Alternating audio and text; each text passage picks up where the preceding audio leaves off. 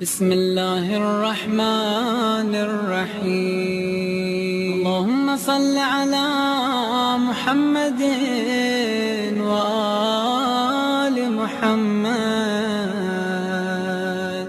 اللهم صل على محمد وآل محمد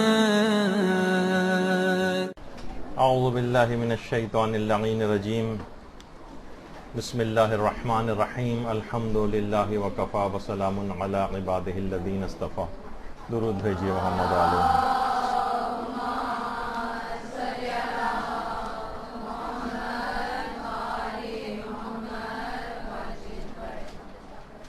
تربیت اولاد کے عملی اصول کے عنوان سے درس نمبر 9.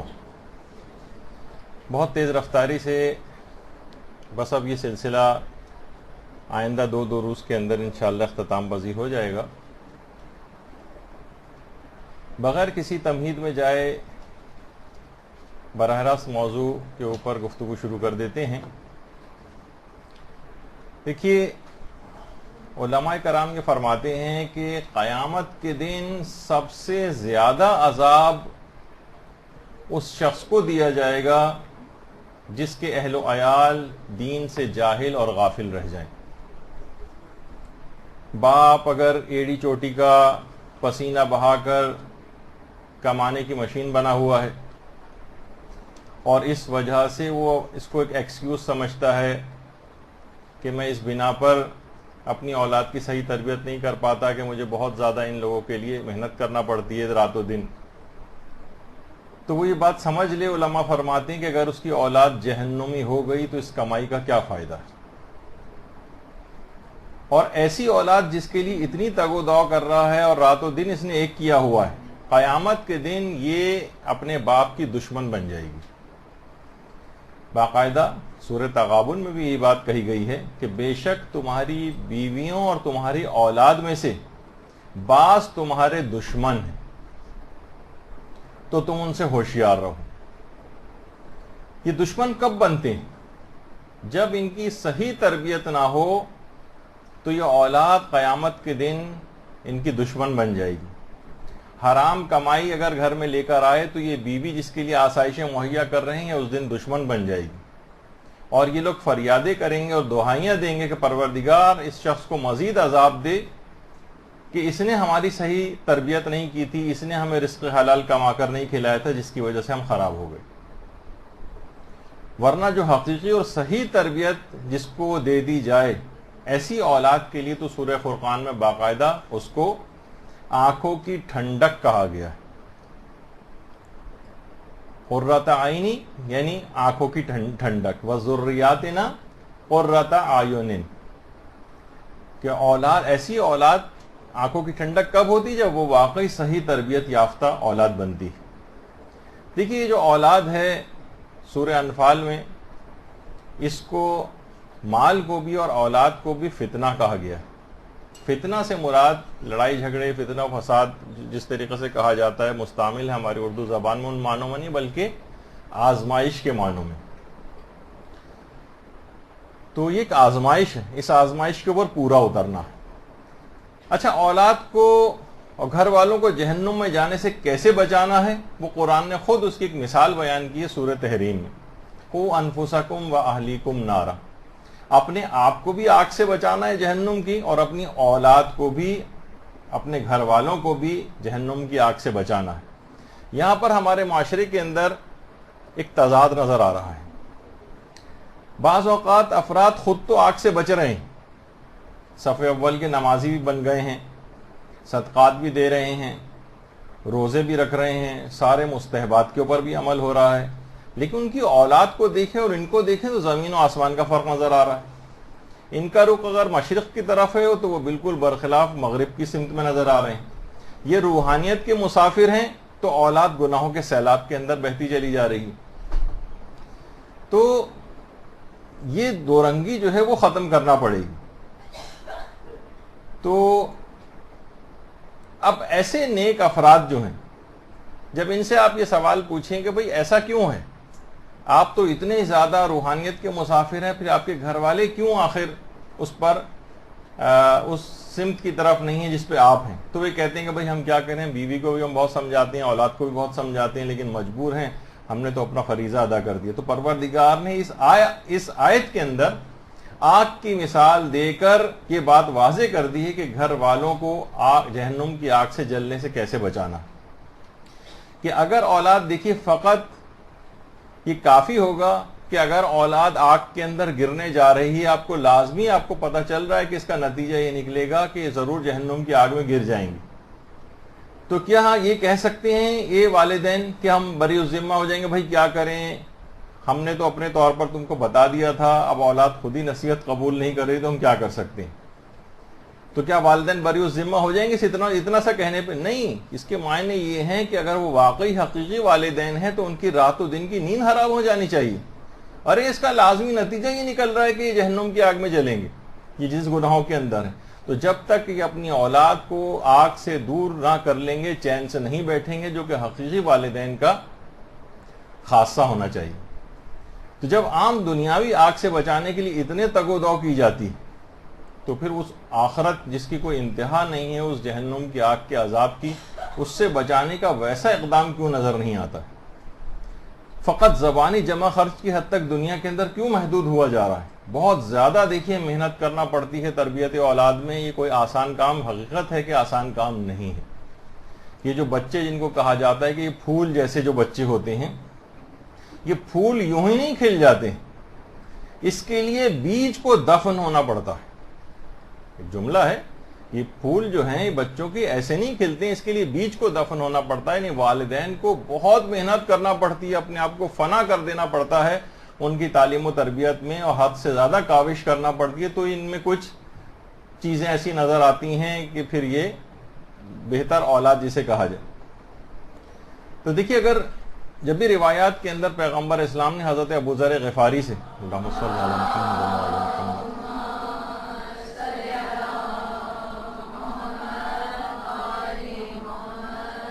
فرمایا تھا کہ جب کوئی شخص خود نیک ہو جاتا ہے تو اللہ اس کے نیک ہو جانے کے وسیلے سے اس کی اولاد اور اس کی اولاد کی اولاد کو بھی نیک بنا دیتا ہے۔ یعنی یہ سلسلہ جو ہے نیکی کا، یہ نسلوں تک چلتا رہتا ہے۔ شرط یہ ہے جو ہم ہر دفعہ فرض اولی و تربیت اولاد کے اندر قرار دیتے ہیں اپنے تقریباً ہر لیکچر میں، کہ والدین کو خود نیک بننا پڑے گا۔ یہ نہ سوچیں کہ بھئی ہماری تو جیسے تیسے زندگی گزر گئی ہے اور ابھی بھی گزر رہی ہے، کم سے کم اولاد تو ہماری ٹھیک ہو جائے، تو اس کے لیے بس کوئی ایک انتظام کر دیا کسی مولانا کا یا کسی مدرسے میں 2 گھنٹے کو بھیج دیا تو کافی سمجھ لیا اس کو۔ نہیں، اس کے پورا ان کو اعمال نیک کر کے اس کو شو کرنا ہے بچے کے سامنے، خود صالح حقیقتاً بننا ہے، پھر اس کی یہ برکت ہوگی کہ اولاد بھی نیک بنے گی اور اولاد کی اولاد، اور سلسلہ نسلوں کے اندر ہی اس طرح سے جاری و ساری رہے۔ وہ گھر کہا جاتا ہے کتنا اچھا گھر ہے کہ جہاں باقاعدہ احکامات اسلامی کی تعلیم دی جاتی ہوں گھر میں، اور شاعر اسلامی کو زندہ کیا جاتا ہو، اسلامی احکام اور فقہ جو ہے وہ وغیرہ سکھائی جاتی ہو، یعنی بہترین گھروں میں سے گھر جو ہے اس کو قرار دیا گیا۔ اور ہر شخص یہ چاہتا ہے کہ بھئی یہ جو اس کی میں اتنی تربیت کر رہا ہوں، یہ خود بعد میں میری خدمت گزار ہو سب کچھ، تو اس کے لیے بھی یہی ہے کہ دیکھیے والدین جو ہیں خود اپنے والدین کا احترام شروع کر دیں، کیونکہ یہ بھی روایت کے اندر آیا ہے کہ تم اپنے بزرگوں کا احترام کرو تاکہ تمہارے بچے تمہارا احترام کریں۔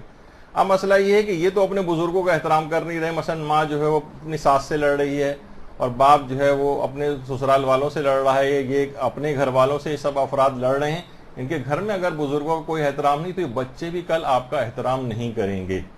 جس طریقے سے کہا جاتا ہے نا، جو کسی بوڑھے کی بزرگی کی وجہ سے پیغمبر فرماتے ہیں عزت کرے گا، تو خدا اس کے بڑھاپے میں کسی جوان کو فراہم کرے گا جو اس کی اپنے بڑھاپے میں اس کا عزت و اکرام کرے گا۔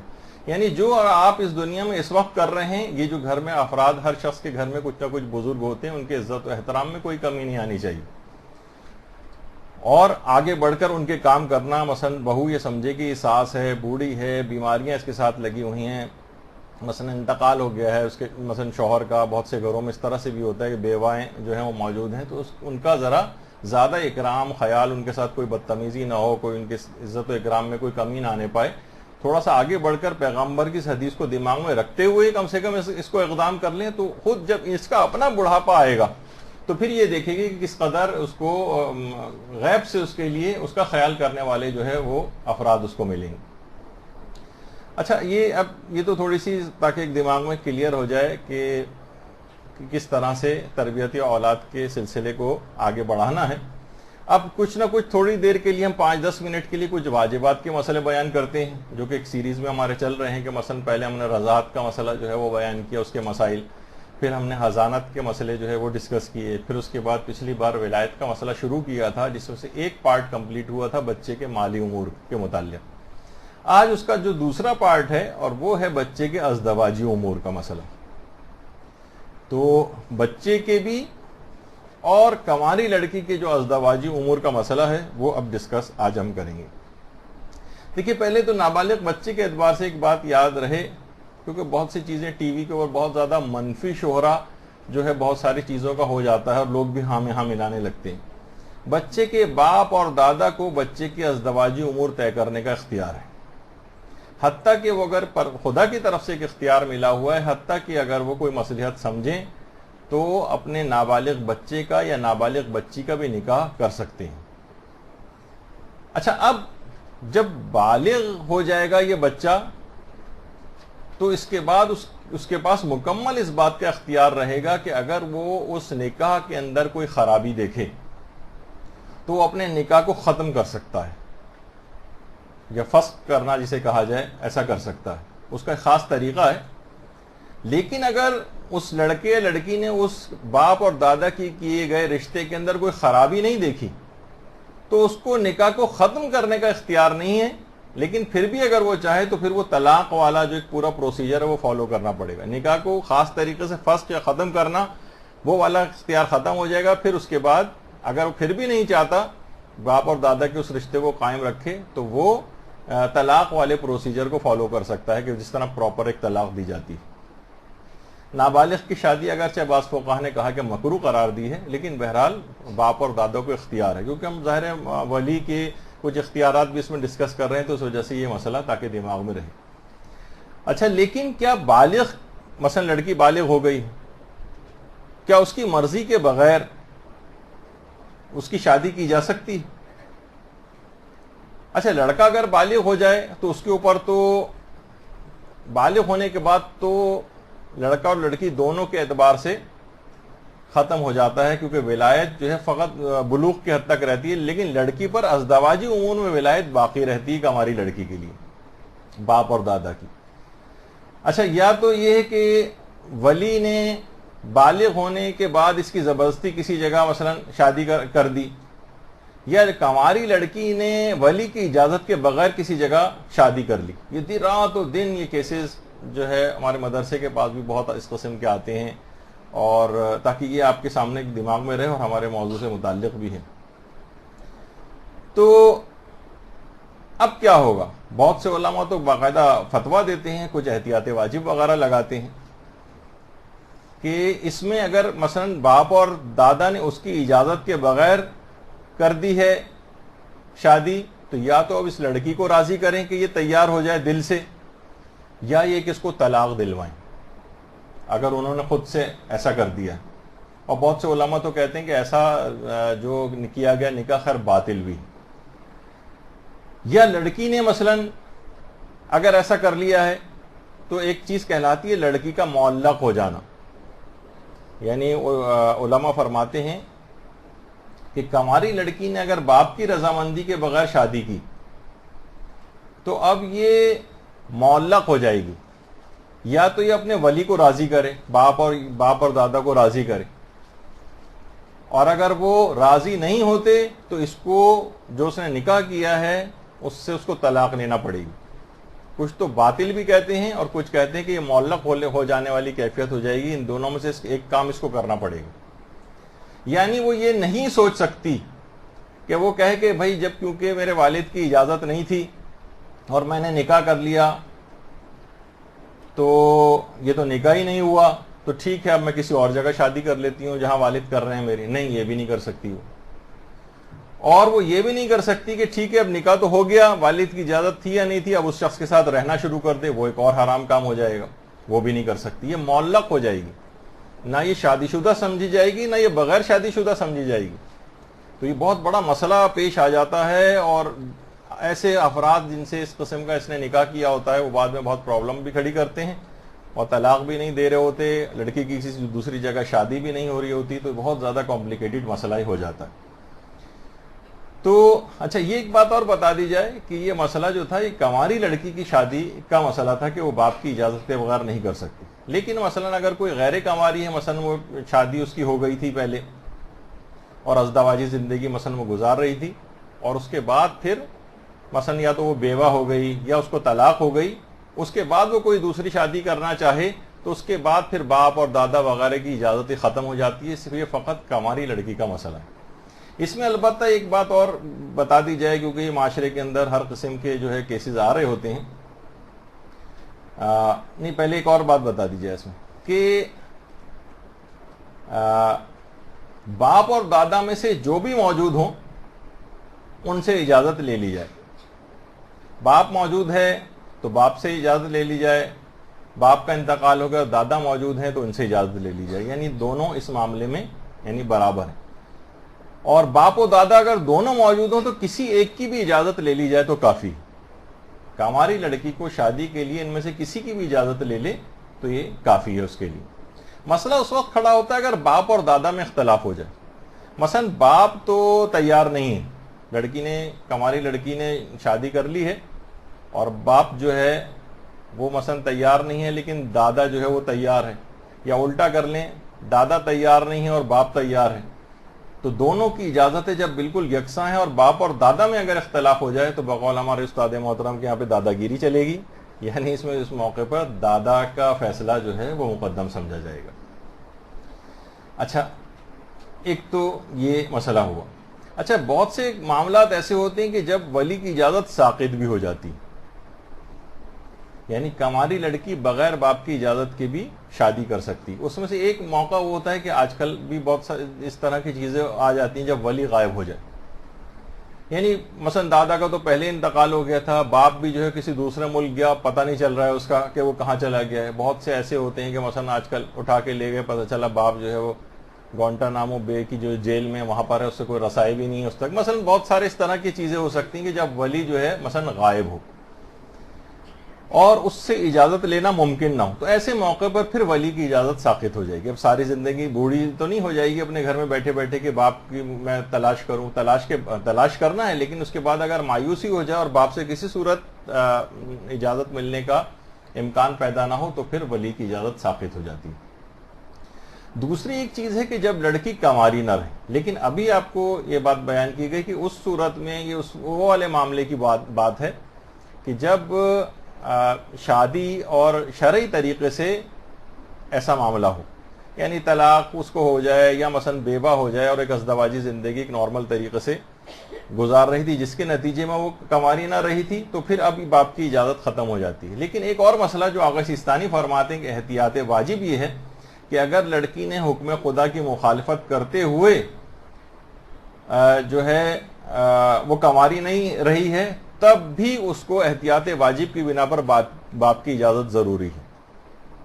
تو یہ ایک اہم مسئلہ ہے. لیکن دیگر مراجع کہتے ہیں کہ بہرحال اگر وہ کنواری اب نہیں رہی ہے تو اس کی اجازت ختم ہو جاتی ہے. لیکن آغا سیستانی نے خاص طور پر احتیاط واجب لگا کر اس صورت میں بھی باپ کی اجازت کو لازمی قرار دیا. اچھا, اب ایک مسئلہ یہ ہے جو تیسرا کہا جاتا ہے کہ جس موقع پر اجازت ساقط ہوتی کہ جب لڑکی کو شادی کی حاجت ہو, ورنہ وہ گناہ میں پڑ جائے گی. مثلا اس کی پسند کا شخص اس کا کفو بھی ہو یا کف جسے کہا جاتا ہے, یعنی اس کا ہم پلہ ہو, باپ کوئی متبادل رشتہ بھی پیش نہ کرے اور اس رشتے کے لیے بھی اجازت نہ دے لڑکی کی. یعنی یہ بعض اوقات اتنے پیچیدہ قسم کا جو ہے وہ کیس ہو جاتا ہے. یعنی وہ لڑکی کو شادی کی حاجت بھی ہے ورنہ وہ گناہ کے اندر گرفتار ہو رہی ہے, اس کی جس سے وہ شادی کرنا چاہ رہی ہے وہ اس کا کف بھی ہے, یعنی وہ شرعن اور عرفن اس کا ہم پلہ ہے, ابھی جس کی آگے چل کر تفصیل آئے گی. اور باپ کوئی متبادل رشتہ بھی پیش نہیں کر رہا ہے. ایک ہوتا ہے نا, باپ نے متبادل رشتہ پیش کر دیا, ٹھیک ہے تمہیں یہ ہے لیکن تمہارے یہ بالکل برابر کا رشتہ یہ میں پیش کر رہا ہوں جس کی ابھی آگے چل کے اس کی بھی تفصیل آئے گی. لیکن یہ جو ہے کہ شادی کی حاجت ہے, پسند کا شخص کف بھی ہے, باپ متبادل رشتہ بھی پیش نہیں کر رہا ہے اور اجازت بھی نہیں دے رہا ہے اس کو اس شادی کی, اس موقع پر پھر اس کی اجازت باپ کی ختم ہو جاتی.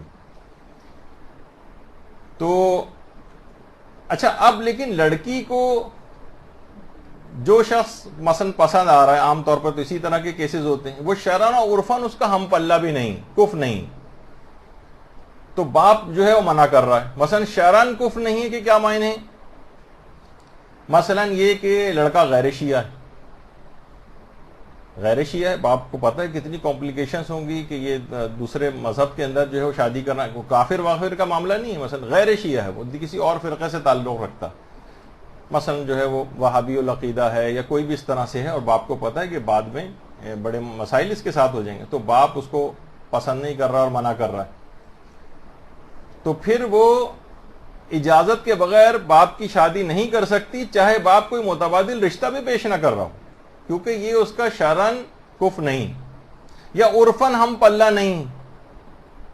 مثلا فقط مالی حیثیت کی بات نہیں، مثلا مثال دے دوں کہ مثلا ایک لڑکی ہے، وہ ایک مجتہد کی، ایک بہت بڑے عالم کی، بہت باعزت خاندان کی لڑکی، اور جس لڑکے سے شادی کرنا چاہ رہی ہے، مثلا وہ کوئی عرفاً، یعنی میں کہہ رہا ہوں کہ عرفاً ہم پلہ ہوں، مثلا وہ نائی ہے، قصائی ہے، خاکروب ہے مثلا، چلیں اگر وہ نہیں، میں اس کی تو اب کیا ہو رہا ہے کہ عرفاً ہم پلہ نہیں، تو چاہے وہ شرعاً کف نہ ہو یا عرفاً کف نہ ہو، اور باپ چاہے متبادل رشتہ پیش بھی نہ کرے اور باپ منع کرے کہ نہیں میں اس سے شادی، چاہے اسلام کے لحاظ سے ویسے جائز ہے ہونا شادی، لیکن باپ کی اجازت نہیں دے رہا اس مسئلے میں، تو لڑکی یہ نہیں سمجھ سکتی کہ باپ تو متبادل رشتہ ہی پیش نہیں کر رہا ہے، اس وجہ سے اب اس کی اجازت ختم ہو جانی چاہیے. نہیں، اس صورت میں اس کی اجازت ختم نہیں ہوگی.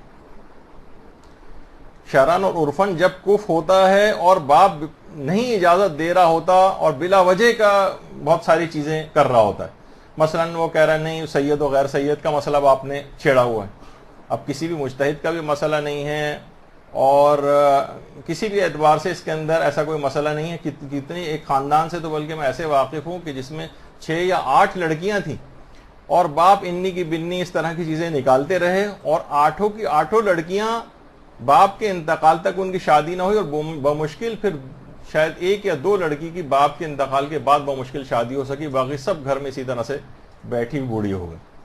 تو بہت سارے دیکھیے اس طرح کے جو ہے مسئلے پیش آ رہے ہوتے ہیں اور یہ چیزیں ہو رہی ہوتی ہیں، تو ایسے موقع پر اس قسم کا جو کوئی باپ ہے کہ اتنے مفاسد ہو رہے ہیں اور اس نے چھوٹی چھوٹی باتوں کے اوپر وہ لوگوں کے رشتے منع کر رہا ہے، تو اس موقع پر پھر ولی کی اجازت ختم ہو جاتی ہے. جب وہ نہ کوئی متبادل رشتہ پیش کر رہا ہے، بلا وجہ منع کیے چلے جا رہا ہے بہت فضول قسم کی باتوں پر، تو پھر ایسے موقع پر یہ مسئلہ پیش آ سکتا ہے. اچھا، اب البتہ ایک مسئلہ اور آتا ہے کہ اگر کماری لڑکی اور باپ دونوں ہم پلہ رشتہ پیش کر رہے ہوں، وہ جو پیش کر رہی میں اس سے شادی کرنا چاہتی ہوں، دیکھیں میرا شرعاً بھی کف ہے، میرا عرفاً بھی کف ہے، باپ نے کہا نہیں لیکن مجھے یہ پسند نہیں، مجھے تو مثلا اپنے جو ہے وہ بھائی کا بیٹا یا مثلا اپنی بہن کا جو بیٹا ہے اس سے تمہاری شادی کرنی ہے، وہ دیکھو شرعاً بھی کف ہے، تمہارا عرفاً بھی کف ہے. اب کماری لڑکی اور باپ جو ہے اس کا دونوں ہم پلہ رشتہ پیش کر رہے ہوں، تو پھر کیا مسئلہ ہوگا؟ تو اس صورت میں بھی اگر وہ باپ والے رشتے کو بھی منع کر سکتی ہے، لیکن باپ اس صورت میں اگر منع کر رہا ہے تو اب لڑکی اس لڑکے سے بھی شادی نہیں کر سکتی. باپ نے متبادل رشتہ پیش کر دیا اور اس کا شرعاً اور عرفاً کف بھی ہے، ٹھیک ہے دل سے ویسے اس کو پسند نہیں آ رہا اور وہ زیادہ پسند ہو کوئی اور جس سے وہ کرنا چاہ رہی ہے، لیکن اس موقع پر باپ کی اجازت ختم نہیں ہوگی. ٹھیک ہے، البتہ یہ اختیار بھی اس کے پاس رہے گا کہ تم چاہو تو اس سے بھی منع کر دو جو باپ پیش کر رہا ہے، یعنی تم پہ کوئی زبردستی نہیں کہ اس نے پیش کر دیا تو اسی سے ہی کرنا. البتہ بہرحال یہ بات یاد رہے کہ اگر مثلا باپ بھی راضی ہے اور لڑکی بھی راضی ہے تو پھر شرعاً اور یہ جو کف والا جو مسئلہ یہ ختم ہو جائے گا. یہ اس وقت خاص طور پر پیش آتا ہے کہ جب کوئی باپ کی اجازت کے بغیر وہ شادی کرنا چاہ رہی ہو، تو پھر یہ دیکھا جاتا ہے کہ شرعاً اور عرفاً کف ہے یا نہیں. لیکن باپ بھی راضی ہے، ٹھیک ہے اسٹیٹس اس کا بہت کم ہے، ہمارے خاندان سے اتنا میچ نہیں کرتا، لیکن باپ کہتا ہے ٹھیک ہے میں راضی ہوں، اور لڑکی بھی راضی ہے، تو پھر یہ والا مسئلہ پھر مومن کا کف ہے جس طریقے سے کہا جاتا ہے، بلکہ کسی مسلمان سے بھی پھر وہ شادی کر سکتی ہے. لیکن یہاں پر جب یہ ان کی ولایت کا باپ کی اس طرح کا مسئلہ پیش آتا ہے اور وہ منع کرے تو پھر یہاں پر مسئلہ شروع ہوتا ہے. اور یہ بات اور یہ ہے کہ بڑے مثلا باپ کا انتقال ہو گیا یا مثلا دادا کا بھی انتقال ہو گیا تو بڑے بھائی، ماں، چچا، تایا یا دادی وغیرہ کے پاس یہ ولایت ٹرانسفر نہیں ہوتی، بلکہ اس کے بعد پھر لڑکی کو مکمل بالغ لڑکی کے ہاتھ اختیار یہ آ جاتا ہے کہ وہ پھر ان میں سے کسی سے بھی اجازت لیے بغیر وہ شادی کر سکتی ہے، فقہی اور قانونی اور شرعی طور پر۔ البتہ ظاہر ہے کہ بے برکتی ضرور ہوگی کہ ان تمام قریب ترین مخلص رشتہ داروں کے ہوتے ہوئے اپنی کچھ وہ چلائے، اور ان سب سے تو ایسے جو عموماً شادیاں ہوتی پھر ان کے عام طور پر زندگیوں میں اچھی نہیں گزرتی اور ایک بے برکتی ان کی زندگیوں میں رہتی۔ تو ہر صورت میں گھر والوں کو، قریبی رشتہ داروں کو، مخلص خونی رشتہ داروں کو تیار کر کے اور پھر اس کے بعد اس اقدام کو کرنا چاہیے۔ اچھا، یعنی لیکن یہ شرعاً ہم بات کر رہے ہیں کہ بڑے بھائی کی اجازت کی ضرورت نہیں ہوتی، ماں کی اجازت کی ضرورت نہیں ہوتی، اگر باپ اور دادا نہیں ہیں، چچا، تایا، دادی یا اس طرح کے اور رشتہ داروں کی بھی کوئی ضرورت نہیں ہوتی۔ البتہ ہمارے جو اہل سنت فقہا ہیں ان میں سے بعض چچا کے پاس ولایت کا چلے جانا، منتقل ہو جانا، اس کو سمجھتے ہیں، لیکن ہمارے یہاں چچا اور تائے وغیرہ کی بھی ولایت کے اعتبار سے کوئی مسئلہ نہیں۔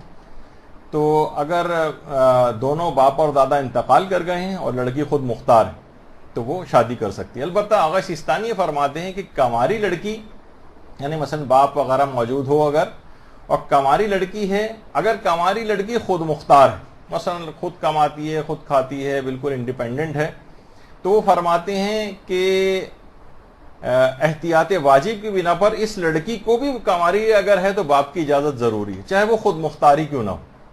اور اگر کوئی خود مختار نہیں ہے، باپ کی زیر کفالت رہتی ہے، عمومی زندگی کی جو اس کی چیزیں اس میں خود مختار نہیں ہے وہ، تو اس کو تو فتوے کی بنا پر اجازت لینی ضروری، اور اگر خود مختار ہے تو احتیاط واجب کی بنا پر اجازت لینا ضروری، یعنی مقام عمل میں تو تقریباً دونوں جگہ اس کو اجازت لینی ہے آغا سیستانی کے نظریے میں۔ باقی جو علماء ہیں وہ بہرحال ان کا بھی مسئلہ میں نہیں بتا رہا۔ اچھا، اس میں ابھی تک بھی جتنے مسئلے اس کے اندر بیان ہوئے ہیں، اس میں میرا مشورہ یہ ہے کہ کوئی راست اقدام کرنا چاہے تو ہمیشہ ان تمام کاموں میں جانے سے پہلے علماء کے پاس ضرور جائے، سارا مسئلہ اپنا رکھے، پھر وہ صحیح طور پر آپ کو بتائیں گے کہ کب باپ کی اجازت ختم ہو رہی ہے، کب باپ کی اجازت ختم نہیں ہو رہی، ورنہ ایسی لڑکیاں معلق ہو جاتی ہیں، اور اس میں سے ہم نے 99.99% لڑکیوں کو صرف اور صرف ذلیل و خوار ہوتے ہوئے دیکھا۔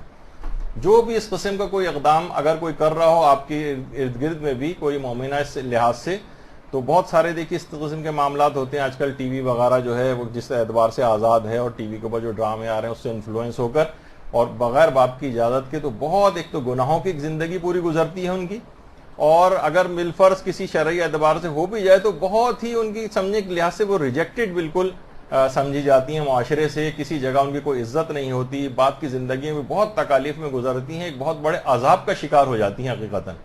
اور دوسرا خاص طور پر جب شادی جس نے کی ہے وہ طلاق بھی نہ دے رہا ہو تو معاملہ اور بہت زیادہ گھمبیر ہو جاتا ہے، ادھر باپ بھی اکڑ جاتا ہے کہ میں بھی اجازت نہیں دوں گا، اور ادھر وہ شوہر بھی طلاق نہیں دے رہا ہوتا، تو یہ بالکل معلق ہو کے رہ جاتی ہے۔ بڑے مسئلے ہیں، تو ہمیشہ کوئی بھی اس پہ بس صرف ابھی کے جو مسئلے سنے اس کے مطابق بھی اقدام نہ کرے، بہت سارے کمپلیکیشنز بیچ میں آتی ہیں، علماء کے پاس جا کر صحیح طور پر فقہی مسئلہ جو ہے وہ اپنے لیے پتہ کرے۔ اچھا، اب آ جائیے، تو فقہی مسئلے تھے، اب آ جائیے جو کہ ہماری تربیت کے اور جو امور ہے اس کے اندر بات شروع ہوتی ہے۔ دیکھیے، بچے کی جسمانی تربیت بھی کرنا ہے۔ اگر کوئی بچہ شروع سے بہت کمزور ہے، لاغر ہے، بالکل ہی فزیکلی گویا ایک لحاظ سے ہینڈی کیپ ہوا ہے، اس کی صحیح جسمانی تربیت نہیں کی گئی، تو پھر بعد میں کیا اس سے آپ توقع کریں گے کہ کیا آپ کے لیے کارآمد جو ہے وہ بچہ معاشرے کو جو ہے وہ کے سامنے پیش کیا جا سکے گا۔ تو ساری زندگی بھی جس کی صحیح طور پر جسمانی تربیت بچے کی نہ ہوئی ہو، وہ بھی ساری زندگی ایک سست اور کاہل کی طرح سے جو ہے معاشرے کے اندر نظر آئے گا۔ پچھلی بار بھی ہم نے یہ بات بیان کی تھی کہ بچے کی ایک مکمل نیند بہت ضروری ہے، دیکھیے جس کی بہت کم توجہ لوگ اس کے اوپر دیتے ہیں۔ بچے کی ویسے تو عمر جیسے جیسے بڑھتی جاتی ہے نیند کی کچھ ریکوائرمنٹ کم ہو جاتی ہے، لیکن عام طور پر جو بچہ ہے بہت شروع میں تو 20 گھنٹے بھی سو رہا ہوتا ہے وہ، اس کے بعد 15 گھنٹے اور 12 گھنٹے اور 10 گھنٹے کی تو کم سے کم بچے کو ایک لازمی نیند چاہیے ہوتی، ورنہ چلیں بہت اگر ہم نے اس میں سے کم کر دی تو 8 گھنٹے کی مسلسل نیند تو ضرور چاہیے ہوتی۔ یہ نہیں کہ مثلا رات کو آپ نے اس کو جو ہے وہ رات کے 1 بجے یا 2 بجے سو رہا ہے وہ، اور اس کے بعد اسکول جانے کے لیے آپ نے 6-7 بجے 4-5 گھنٹے کے بعد اسے اٹھا دیا. اب کیا ہوگا؟ اس کی اسکول کی پرفارمنس خراب ہوگی. اچھا، جب اسکول پرفارمنس خراب ہوگی وہاں پہ اس کو ڈانٹیں پڑیں گی، کام نہیں کر کے لا رہا ہے یا بات کو صحیح طور پر سمجھ نہیں پا رہا ہے. پھر وہ آپ کے پاس آئے گا، رزلٹ خراب آئے گا، باپ کی طرف سے بھی مثلا اس کو یہ ہوگا، ماں کی طرف سے بھی ڈانٹ پڑے گی. تو بچہ ایک ڈپریشن میں جاتا ہے. اس ڈپریشن کے نتیجے میں وہ اس کی ایک ہائپر ایکٹیویٹی شروع ہوتی ہے، جسے وہ کہا جاتا ہے نا اٹینشن ڈیفیسٹ ہائپر ایکٹیویٹی ڈس آرڈر. جو ہمارے ڈاکٹر علیم کے اکثر اس طرح کے مضامین ہوتے ہیں وہ آپ کو سمجھائیں گے کہ وہ عام طور پہ جو بہت زیادہ بچے ہائپر ایکٹیو اور اچھل کود کرتے نظر آ رہے ہیں، ان کے اندر ایک ڈپریشن کی وجہ سے ایسا ہو رہا ہوتا ہے. اور اس میں ایک بڑی وجہ یہ بھی ہوتی ہے کہ ان کی نیند پوری نہیں ہو رہی. تو یہ جو لائف سٹائل ہے دیر سے سونے کا اور بچے کی نیند پوری نہ ہونے کا، یہ میں اپنے ذاتی طور پر ایک بات اطمینان سے کہہ سکتا ہوں، ہو سکتا ہے کہ صاحبان علم اور وہ سب لوگ اس سے پتہ نہیں اتفاق کریں یا نہ کریں، کم سے کم اس لائف سٹائل میں جو آج کل لوگوں نے اپنایا ہوا ہے، رات کو دیر سے سونے کا، بچوں کے لیے بہت کم نیند، پھر اگلے دن یہ متاثر ہونا اور یہ سب چیزیں، تو کم سے کم یہ امام زمانہ کی فوج کا سپاہی تیار نہیں ہو سکتا. اللہم صلی علی محمد و علی محمد.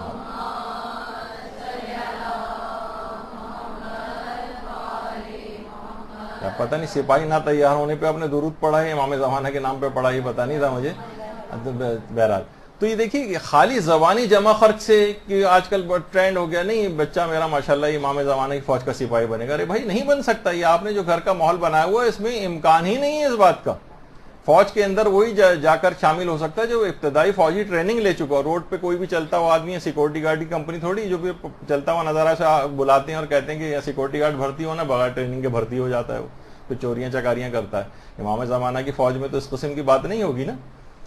تو ایک پورے ٹریننگ پروسیجر ہے. اس کو یہ اس قسم کا جو بچے ہوتے ہیں جن کے گھر میں اس طرح سے ان کے لیے دیکھیے ایک ماحول تیار کر کے دینا پڑتا ہے بچے کو جلد سونے کے لیے.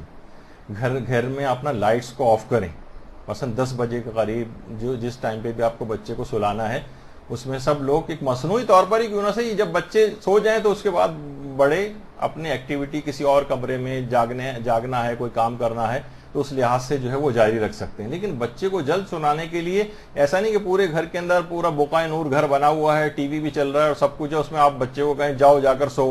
ٹی وی پہ بہترین پروگرام اور وہ جو ہے ایکسائٹڈ چیزیں اس کی آ رہی ہیں، اسے آپ کہنے سونے کے لیے چلے جاؤ، یہ پاسبل نہیں ہے. آپ کو گھر میں ایک ماحول کریٹ کرنا پڑے گا.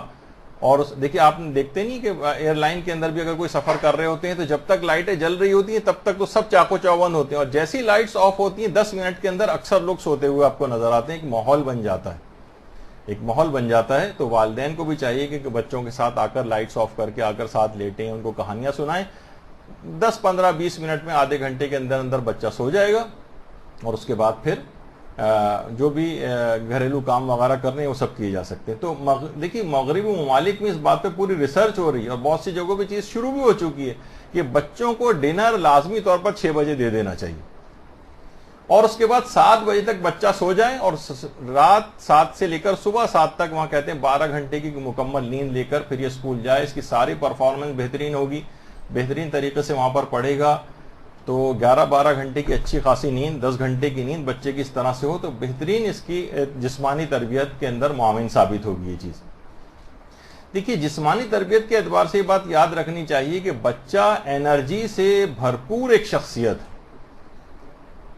اس کو اچھلنا بھی ہے، اسے کودنا بھی ہے، اس پر اگر آپ اتنی زیادہ اس بات کی پابندیاں لگائیں گے جو عام طور پر گھروں میں دیکھنے میں آتی ہیں.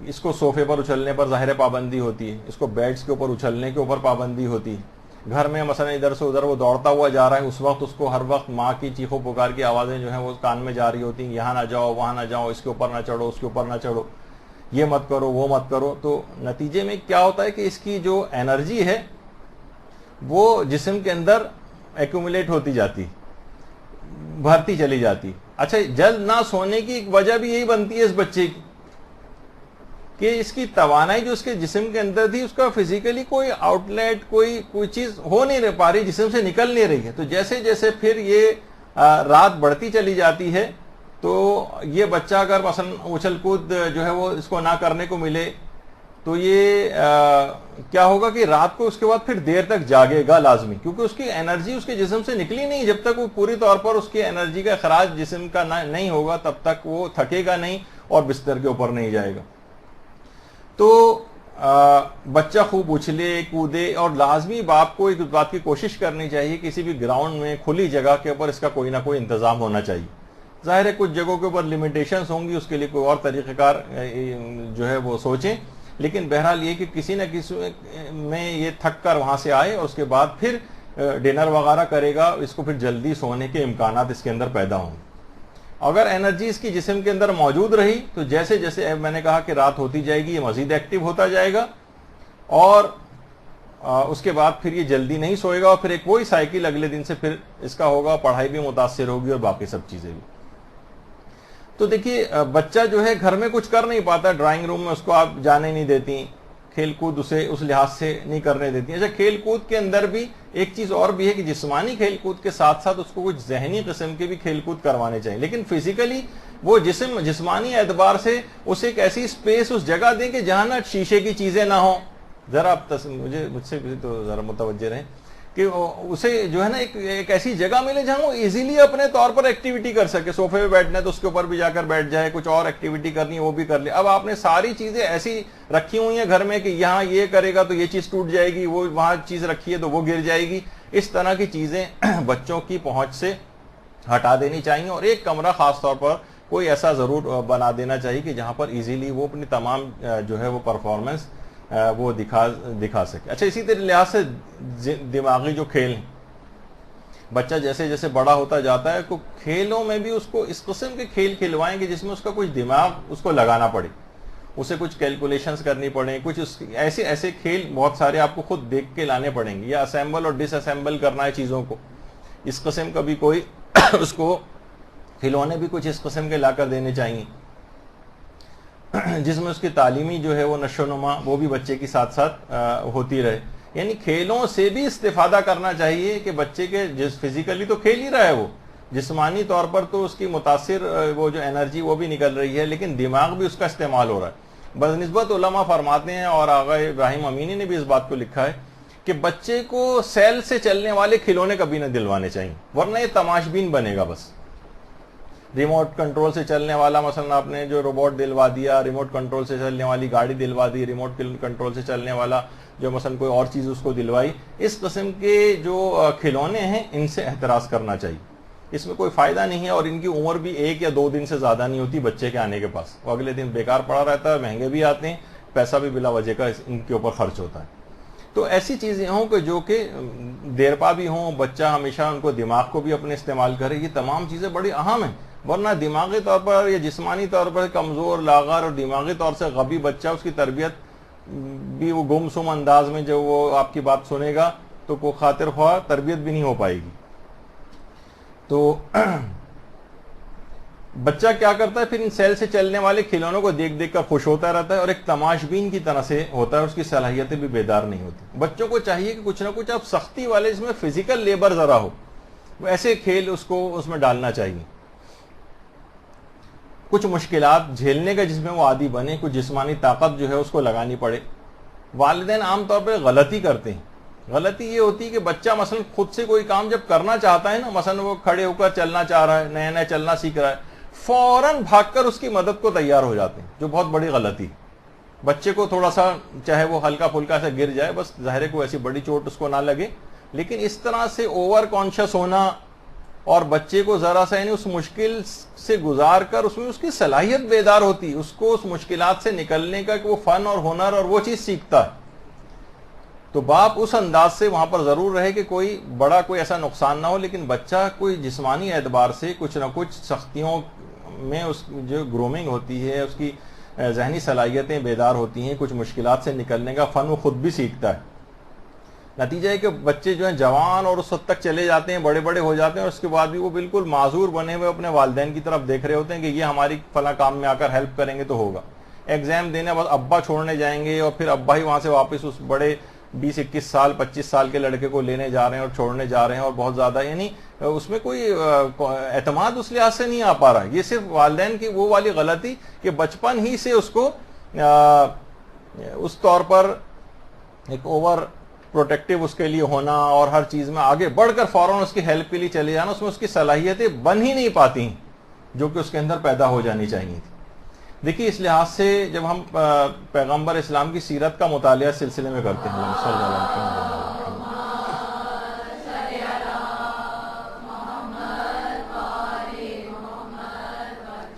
کہ جب پیغمبر جاتے ہیں اور شہزادی کونین سلام اللہ علیہ، اللہم صلی اللہ علیہ وسلم،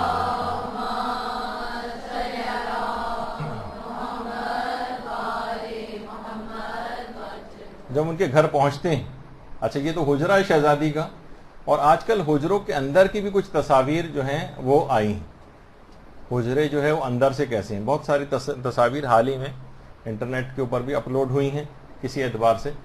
تو پیغمبر کسی جگہ اندر تشریف لائیں اور دیکھا کہ شہزادی جو ہے وہ چکی پیس رہی ہیں اور حسن یا حسین میں سے کوئی ایک گود میں، اور اتنی تھک گئی ہیں۔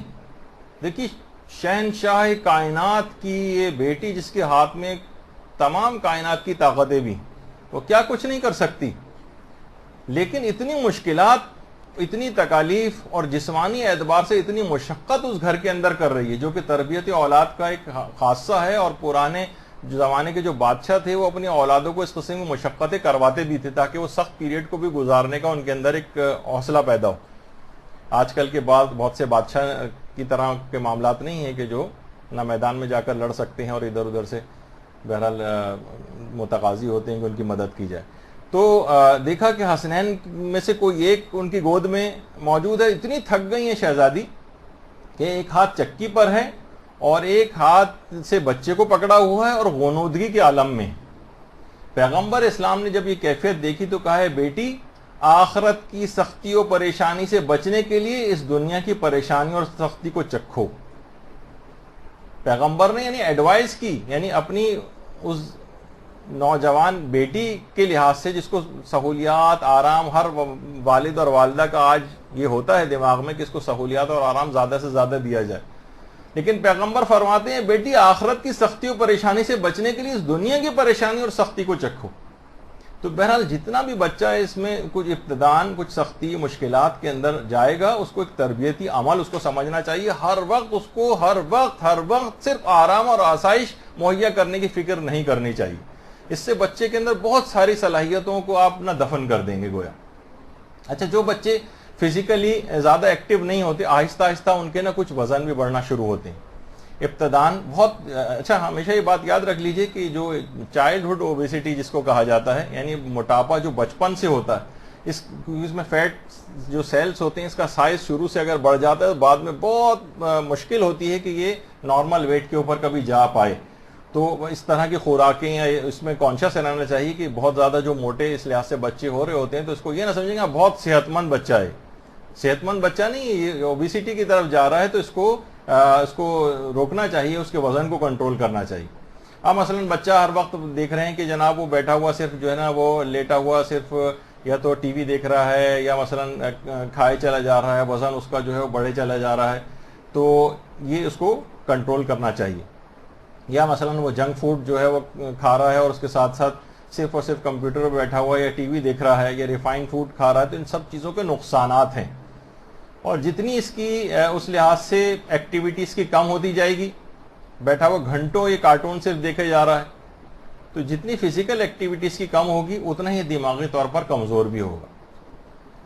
اور کمپیوٹر سے ہٹانا اس لحاظ سے آپ نے دیکھا کتنا مشکل آج کل جو ہے وہ بچوں کو اس لحاظ سے ہوتا جا رہا ہے، کیونکہ شروع سے اس میں کنٹرول نہیں کیا جا رہا، اور والدین سوچتے ہیں کوئی بات نہیں اس کے اوپر بیٹھا ہے تو اس کو بیٹھا رہنے دو، چلو کوئی اور ادھر ادھر باہر تو نہیں نکلا ہوا ہے، پتہ چلا باہر نکلنے سے زیادہ خطرناک اس وقت اس کے لیے یہ چیز ہوئی جا رہی، جسمانی اعتبار سے بھی، روحانی اعتبار سے بھی، بہت ساری چیزوں باہر اگر نکلے گا بھی تو شاید اتنا زیادہ خراب نہیں ہو سکے جتنا اس وقت فل ٹائم وہ کمپیوٹر کے اوپر خراب ہونے کے امکانات۔ ہاں تو ہر لحاظ سے ہر چیز کا ایک اعتدال ہونا چاہیے۔ تو روایتوں میں بھی یہ بات آئی، وسائل الشیعہ کے اندر باقاعدہ احادیث میں سے ہے کہ بچوں کو 7 سال تک خوب کھیلنے دو، اور خاص طور پہ مٹی کے اندر جو ہے وہ کھیلنا، یہ تو باقاعدہ پیغمبر کی ایک روایت بھی ہے کہ انہیں کھیلنے دو، مٹی بچوں کی چراگاہ ہے۔ یعنی عام طور پر والدین کیا بہت زیادہ پریشان ہو جاتے ہیں کہ بس یار اس کے کپڑے خراب نہ ہو جائیں اور اس کے یہ نہ ہو جائے. کپڑے خراب ہونے تو ہو جانے دیجیے اس کے.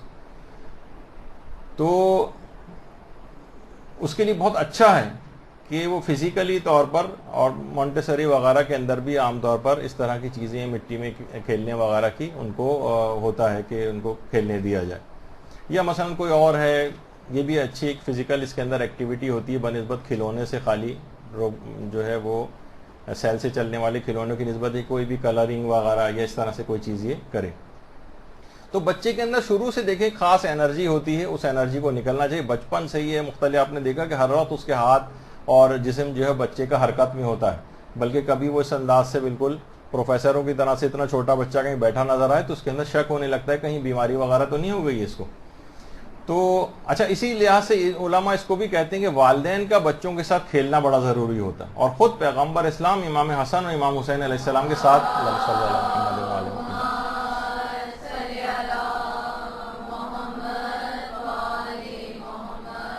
ساتھ کھیلا کرتے تھے. یعنی ایک بہرحال ایک تربیتی امر بھی ہے اور سیرت بھی ہے بچوں کے ساتھ کھیلنا. البتہ یہ بات یاد رہے کہ ابھی ہم نے بہت زیادہ فزیکل ایکٹیویٹی کی بچوں کی بات کی تھی. اتنی فزیکل ایکٹیویٹی بچے کی نہ ہو کہ بچہ ایگزاسٹ ہو جائے. اس کا دورانیہ بہت زیادہ طویل نہیں ہونا چاہیے. مثلا اس نے کہا کہ وہ گیا ہوا جب 5 گھنٹے تک مثلا فٹ بال کھیلے چلا جائے, اب کیا بالکل ایگزاسٹڈ نہیں بلوانا ہے آپ کو اس کو. یعنی اس کی جسم کی توانائی ساری بالکل ختم ہو جائے اور وہ گھر آ کر کسی کام کے قابل نہ رہے, نہیں, ایسا نہیں. ایک خاص آپ کو اس کے اندر بھی اعتدال بچے کا جو ہے وہ رکھنا چاہیے.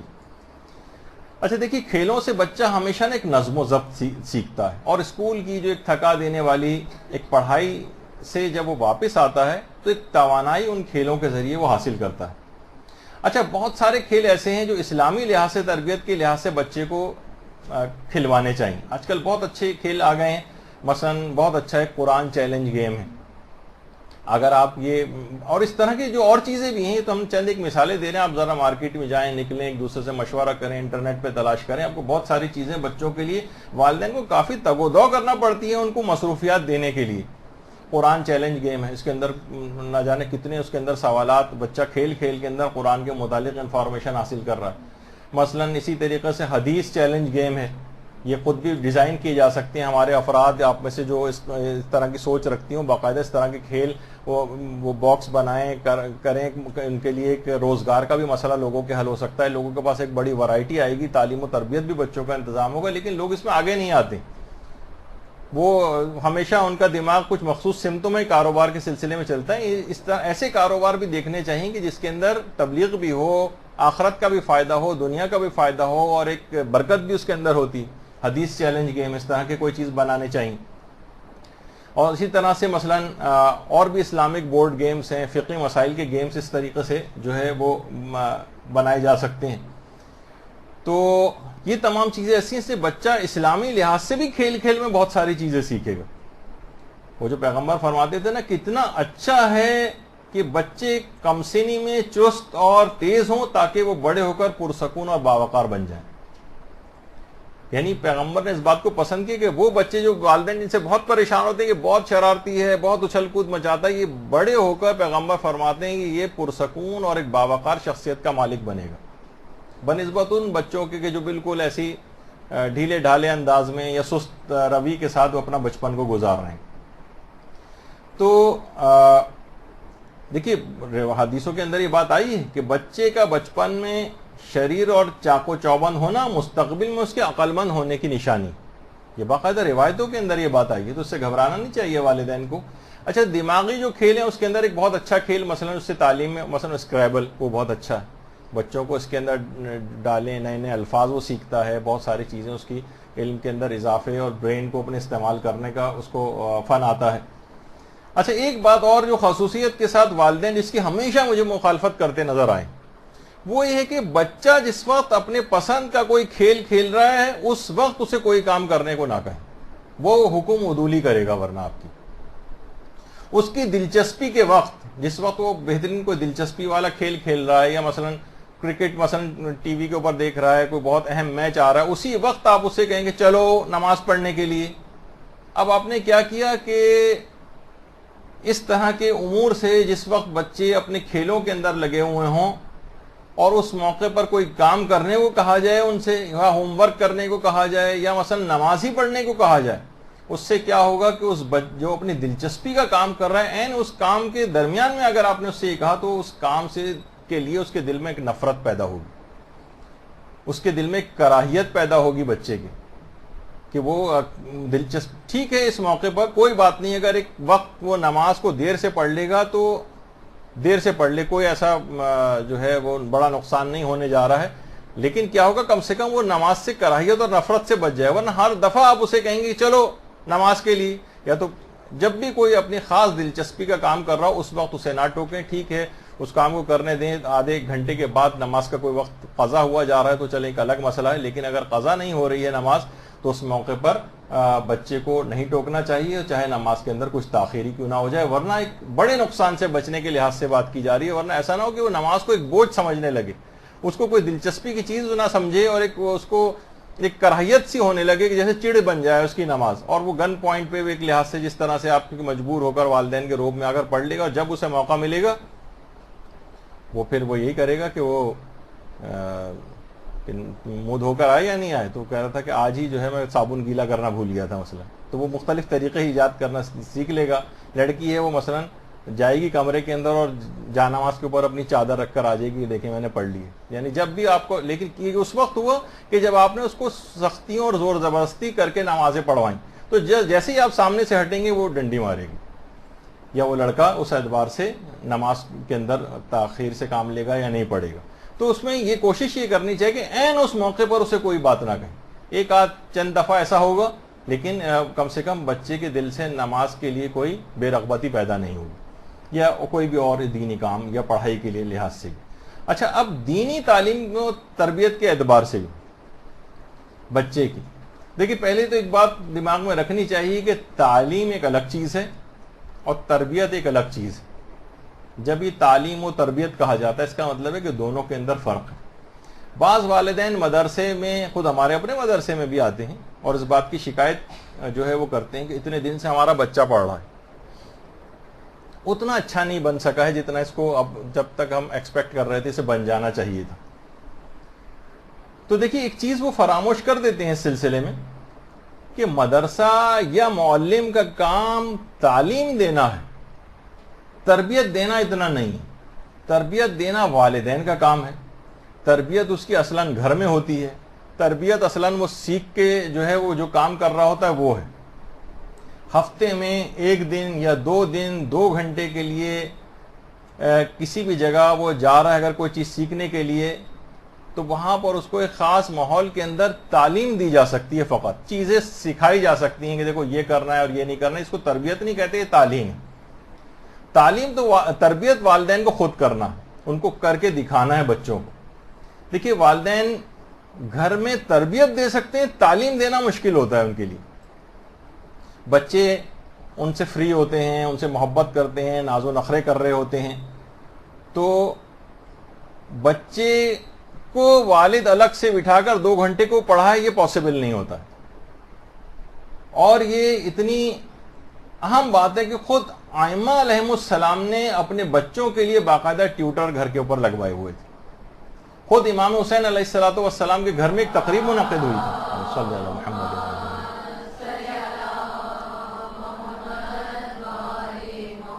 اور اس تقریب کا جو مہمان خصوصی تھے وہ عبد الرحمن السلمہ، عبد الرحمن نہیں بلکہ اصل ہے، اس میں غلطی ہو گئی ہے لکھنے میں، عبد الرحمن السلمہ چیف گیسٹ تھے۔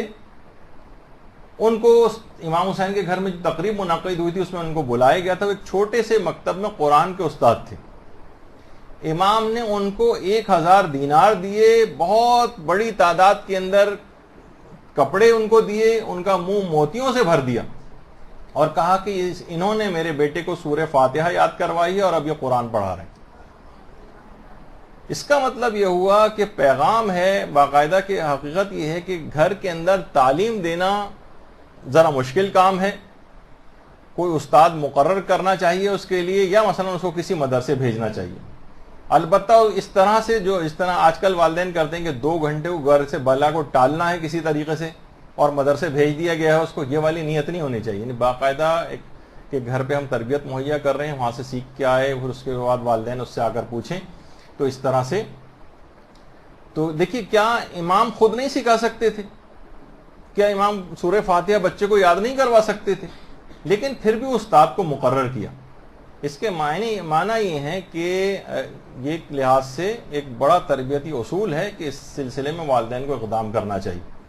اچھا میرے اپنے ذاتی اعتبار سے ہفتے میں 1 یا 2 دن ناکافی ہیں، لیکن کیا کریں اب جو اسکولوں کا سسٹم بنا ہوا ہے، ان کے ٹائمنگ سے سسٹم ہے، بہت سارے اور مسئلے ہو گئے ہیں. ورنہ کم سے کم ہفتے میں 5 دن بچہ اگر مثلا گھر پہ کوئی ٹیوٹر اس کو پڑھانے کے لیے دینی تعلیم کے لیے آ رہے ہیں تو کم سے کم 5 دن جو ہے وہ اگر آتے رہیں گے روزانہ 1 گھنٹہ یا 1.5 گھنٹہ تو ایک کنٹینیوٹی بھی رہے گی اور واقعی بچہ چیزیں سیکھتا چلا جائے گا. لیکن یہ 1 دن ہفتے میں آنا یا ہفتے میں بمشکل 2 دن آنا، اس کے اندر بھی بہت ساری چیزیں بڑا مشکل ہو جاتی ہے. اس کے اندر اس اعتبار سے بچہ پھر بھی نہیں سیکھ پاتا ہے. تو والدین کو چاہیے کہ جو بھی مثلا اگر کوئی خاتون ہیں وہ پڑھانے کے لیے آ رہی ہیں، ان کو ٹیوٹر کے طور پر رکھا ہوا ہے مثلا، یا مثلا کوئی مرد جو ہے وہ عالم دین یا کوئی دینی تعلیم پڑھانے کے لیے آ رہے ہیں تو باقاعدہ ان سے میٹنگ کرنا والدین کی ضروری.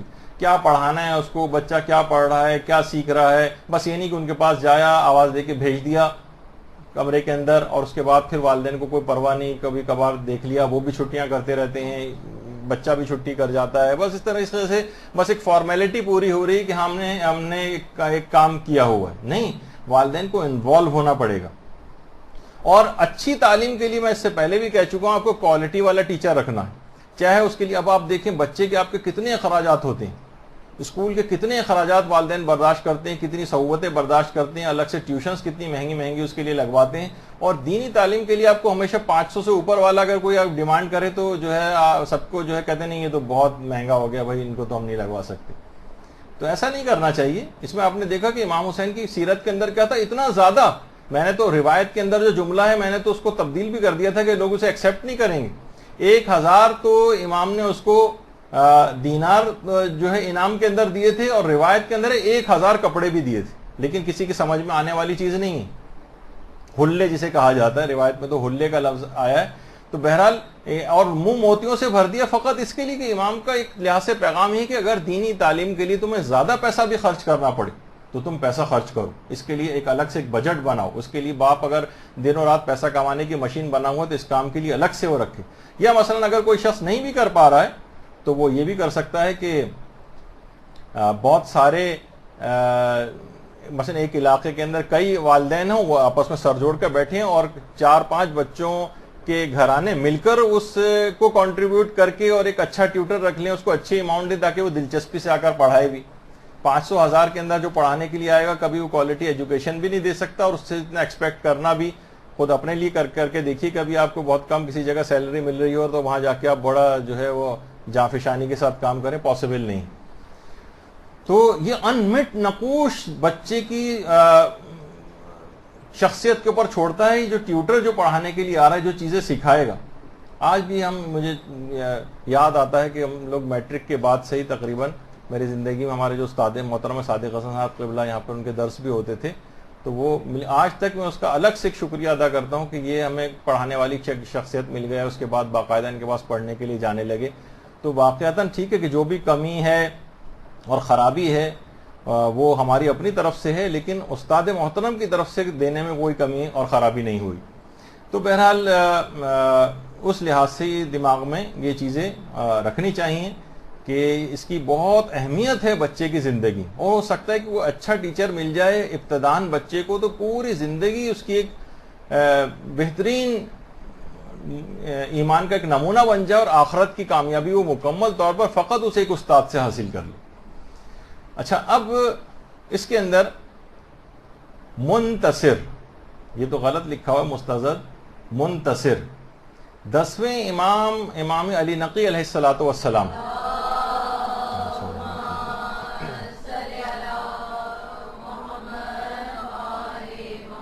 اس زمانے میں ظالم بادشاہ تھا متوکل عباسی. متوکل کا بیٹا تھا منتصر. اچھا اس زمانے میں بھی دیکھیے یہ تھا کہ ظالم بادشاہ بھی اپنے بچے کے لیے دینی تربیت کے لحاظ سے کوئی نہ کوئی ٹیوٹر رکھتے تھے. اب ایک شیعہ معلم اس زمانے میں تقیہ میں بھی ہوتے تھے. ایک شیعہ معلم منتصر کے لیے رکھ دیا گیا جو تقیہ میں تھا. اس نے منتصر کو بالکل تبدیل کر کے رکھ دیا متوکل کے بیٹے کو, یہاں تک کہ یہ بیٹا اپنے ظالم باپ کے بالکل برخلاف ہو گیا.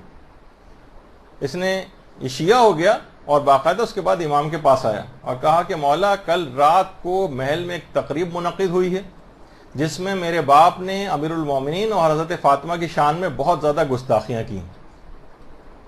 اب آپ بتائیے کہ شرعی مسئلہ کیا ہے؟ امام نے فرمایا شرعی مسئلہ واضح ہے, واجب القتل ہے ایسا شخص جو کہ امیر المومنین اور شہزادی کی شان میں اس طرح کی کوئی گستاخی کرتا.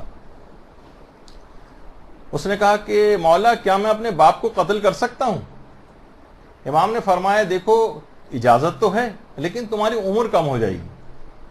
دیکھیے جہاد کے بھی جو فقہی احکام ہے نا, جہاد اقدامی اور جہاد دفاعی وغیرہ, اس کے اندر بھی باقاعدہ فقہی احکام ہے. اس کے اندر ایک فقہی حکم یہ ہے کہ اگر مثلا بیٹا مسلمانوں کے لشکر میں اور باپ کافروں کے لشکر میں اور باپ بیٹے کے سامنے آ جائے, اب بیٹے کے لیے مکروہ ہے کہ اپنے باپ کو قتل کرے.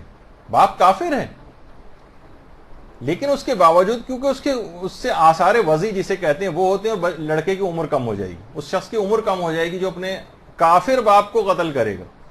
کوئی اور قتل کر دے, یہ سامنے سے ہٹ جائے, اور تو امام نے فرمایا کہ دیکھو تمہاری عمر کم ہو جائے گی. اس نے کہا کہ مولا عمر ہی صرف کم ہوگی, اس کے علاوہ مجھے کوئی گناہ تو نہیں ہوگا؟ امام نے کہا نہیں کوئی گناہ کوئی نہیں. اس نے کہا پھر مجھے کوئی پرواہ نہیں, عمر کم ہو جائے میں اپنے باپ کو خود قتل کروں گا. رات کے وقت اپنے ساتھیوں اور غلاموں کو لے کر گیا محل میں اور متوکل کو قتل کیا. اس کے نتیجے میں 6 مہینے کے بعد خود اگرچہ اس منتصر کا انتقال ہو گیا. تو دیکھیے متوکل اس کا باپ تھا, منتصر کا دیکھا جائے تو وراثتی کردار انتہائی سیاہ تھا. سفاک ترین باپ کا بیٹا, دشمن اہل بیت باپ کا بیٹا, لیکن صحیح معلم کی تربیت نے منتصر کو اتنا بدل کے رکھ دیا کہ اسے اپنی جان کی پرواہ بھی نہ رہی. اتنے زیادہ نقوش جو ہے وہ چھوڑتا ہے یہ استاد, جس پہ میں بار بار کہتا ہوں کہ اس کے اوپر خواہ کچھ پیسہ ہی کیوں نہ خرچ کرنا چاہیے, اس پہ خرچ کیا جائے. اسی طریقے سے معاویہ ابن یزید, یزید کا اپنا بیٹا جس کا نام اس نے اپنے باپ کے نام پہ رکھا تھا معاویہ, اس کو بھی ایک صحیح استاد کی تربیت بچپن ہی سے میسر آ گئی. اور یزید کے مرنے کے بعد جب یزید کی بیوی نے اس کو, یعنی اس کی ماں نے اس کو بلایا اور کہا کہ اب خلافت تمہارے لیے, تو تخت پہ اس نے ٹھوکر ماری تھی اور کہا تھا کہ یہ علی ابن الحسین کا حق ہے, یعنی امام زین العابدین علیہ الصلوۃ والسلام کا.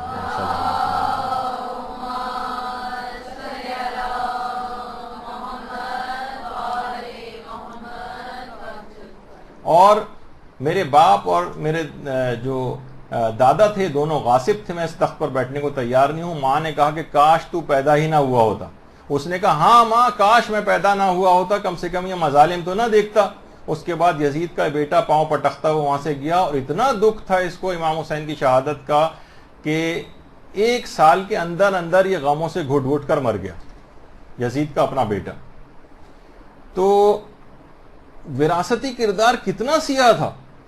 باپ یزید, دادا حاکم شام, پردادا ابو سفیان, دادی جو ہے وہ ایک لحاظ سے ہندا, یعنی اوپر تک جتنے بھی چلے جائیں وراثتی کردار اور سیاہ جینز جسے کہا جائے وہ پورے اس کے وراثتی کردار میں موجود ہیں. لیکن کیا ہے, ان سب کے وراثتی کردار کی تمام سیاہیاں ایک اچھے استاد نے اس کے بدل کے رکھ دیا اس کو.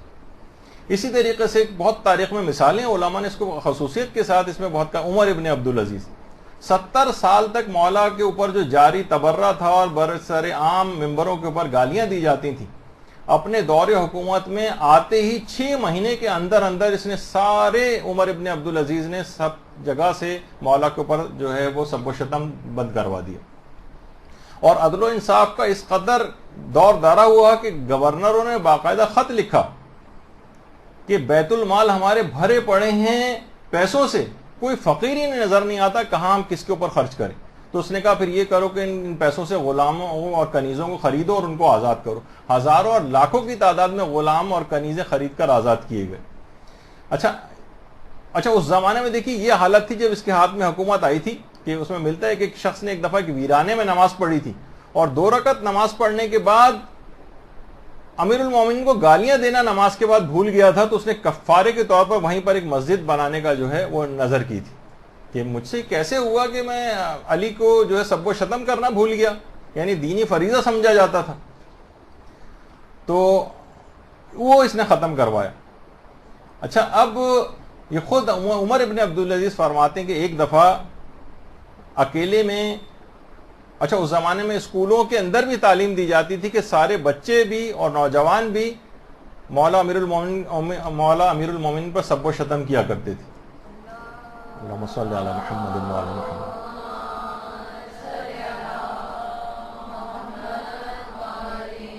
مولا کی شخصیت پہ ظاہر ہے اس لحاظ سے کیا, وہ تو لوگ اپنا نام اعمال سیاہ کر رہے تھے, لیکن ان کے استاد نے ان کو بلایا عمر ابن عبدالعزیز کو اور اکیلے میں لے گئے اور کہا کہ یہ بتاؤ اگر کوئی شخص اہل جنت میں سے ہو اور کیا اس کے اوپر اس کو گالیاں دینا اور اس کو سب و شتم کرنا جائز ہوگا؟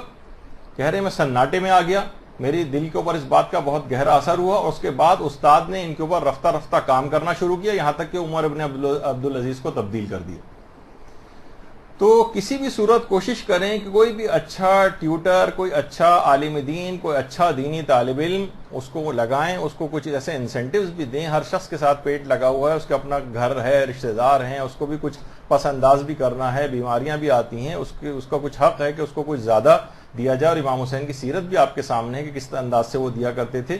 اور پھر اس کے بعد آپ دیکھیں گے کہ آپ نے واقعی حقیقی طور پہ اسکولوں کے اوپر اتنا خرچ کیا اور وہاں سے کیا نتیجہ آج کل جو نکلتا ہے وہ سب آپ کے سامنے. یہ نہیں کہ ہم کہہ رہے کہ پھر وہ اسی طرف نکل جائیں کہ ہم اس تعلیم کے بالکل خلاف ہیں اور بچوں کو جاہل رکھا جائے دنیاوی تعلیم سے, نہیں, لیکن اس کے وہ فائدے اخروی فائدے نہیں نظر آئیں گے جو کہ اس کے اندر نظر آ رہے ہیں. اور ایک مشورہ بھی ہے میرا, مشورہ یہ ہے کہ اگر تھوڑا سا انسان بچے کو اس طرف لگانا چاہے تو ابتدا ہی سے اگر بچے کو عالم دین اگر آپ کو بنانا ہے تو بچپن سے اس کو کچھ حوزوی علوم شروع کروا دیں. یقین جانی کہ بچہ ایسے ایسے مشکل میتھمیٹکس کے دیکھیں آپ کلاسز کے لے کر بیٹھیں, کتنے مشکل آپ کو نظر آتے ہیں, بچے سارے سالو کر رہے ہوتے ہیں. بچے کو سلو کر کرتے ہوئے بالکل پڑھاتے ہوئے جائیں تو بہت امید قوی ہے کہ وہ جب تک وہ انٹر وغیرہ کے لیول تک بچہ آئے گا اچھا چھوٹا لیول کا ایک عالم دین ضرور بن چکے گا. ایران کے اندر بہت سے اس کے وہ ہیں کہ بچپن سے ہی جو نارمل جو اسکول کے اندر جو چیزیں پڑھائی جا رہی ہوتی ہیں اس کے ساتھ ساتھ یا الگ سے بھی والدین کوئی ٹیوشنز لگوا دیتے ہیں جو سلو طریقے سے وہ بچہ حوزوی علوم حوزوی کتابیں پڑھتا ہوا جا رہا ہوتا ہے, یہاں تک کہ جب انٹر کے لیول تک پہنچتا ہے تو ایک سنجیدہ قسم کا ایک چھوٹا موٹا عالم دین کے لیول تک پہنچ جاتا ہے. تو یہ بہت اہم ہے اس لحاظ سے اور لوگوں کو اس متعلق سوچنا چاہیے. تو اب دیکھیں ایک ہی چیز ممکن ہے, یا تو دینی مدرسے میں بھیجا جائے بچوں کو, اور دیکھیں اس قدر ثواب ہے اس کا کہ پیغمبر فرماتے ہیں کہ جب بھی معلم بچے کو صرف بسم اللہ پڑھاتا ہے تو خدا اس استاد کو, اس بچے کو اور اس کے والدین کو عذاب جہنم سے محفوظ فرما دیتا ہے. اللہم صلی علی محمد, صرف بسم اللہ پڑھانے.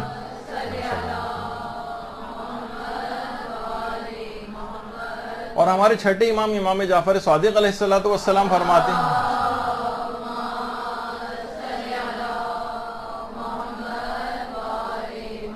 کہ اپنے بچوں کو احادیث سکھانے میں تیز رفتاری سے کام لو, اس سے پہلے کہ مرجیہ یعنی گمراہ لوگ غلط عقائد راسخ کرنے میں تم سے بازی لے جائیں. بچوں کو بہت جلدی ان تمام چیزیں سکھا دینی چاہیے اور جلدی کرنی چاہیے تربیت میں. آج کل ہم دیکھتے ہیں کہ غالی اور مفوضہ اور مقصرین آج کل اگرچہ یہ اصطلاحات بہت سستی ہو گئی ہیں اور ہر ایک کے اوپر ٹھوک دی جاتی ہیں, ایسا بھی نہیں ہونا چاہیے, لیکن بہرحال ہم حقیقی معنوں میں جو لوگ اس انداز سے ہیں جو لوگ نوجوانوں کو باقاعدہ شکار بنا رہے ہیں, اور یہ وہی لوگ ہم عام طور پہ شکار بنتے دیکھتے ہیں جو کسی صحیح معلم سے جنہوں نے پڑھا ہوا نہ ہو, کسی مدرسے سے پڑھا ہوا نہ, بڑے آرام سے شکار بن جاتے ہیں. اور یہ بھی امام حسن عسکری علیہ السلام فرماتے ہیں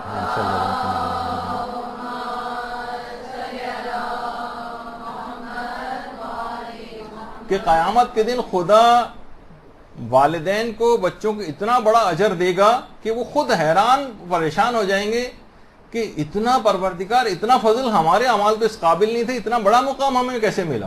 تو پروردگار کی طرف سے آواز آئے گی اس وجہ سے کہ تم نے بچوں کو قرآن کی تعلیم دلوائی تھی، دین اسلام کی تم نے بصیرت ان کو عطا کروائی تھی، اس پر رسول اور ان کے ولی کی محبت ان کے سینے میں قرار دی تھی، اور فقہ اسلامی کی تم نے ان کو تعلیم دلوائی تھی۔ مستدرک الوسائل کی پہلی جلد کی حدیث۔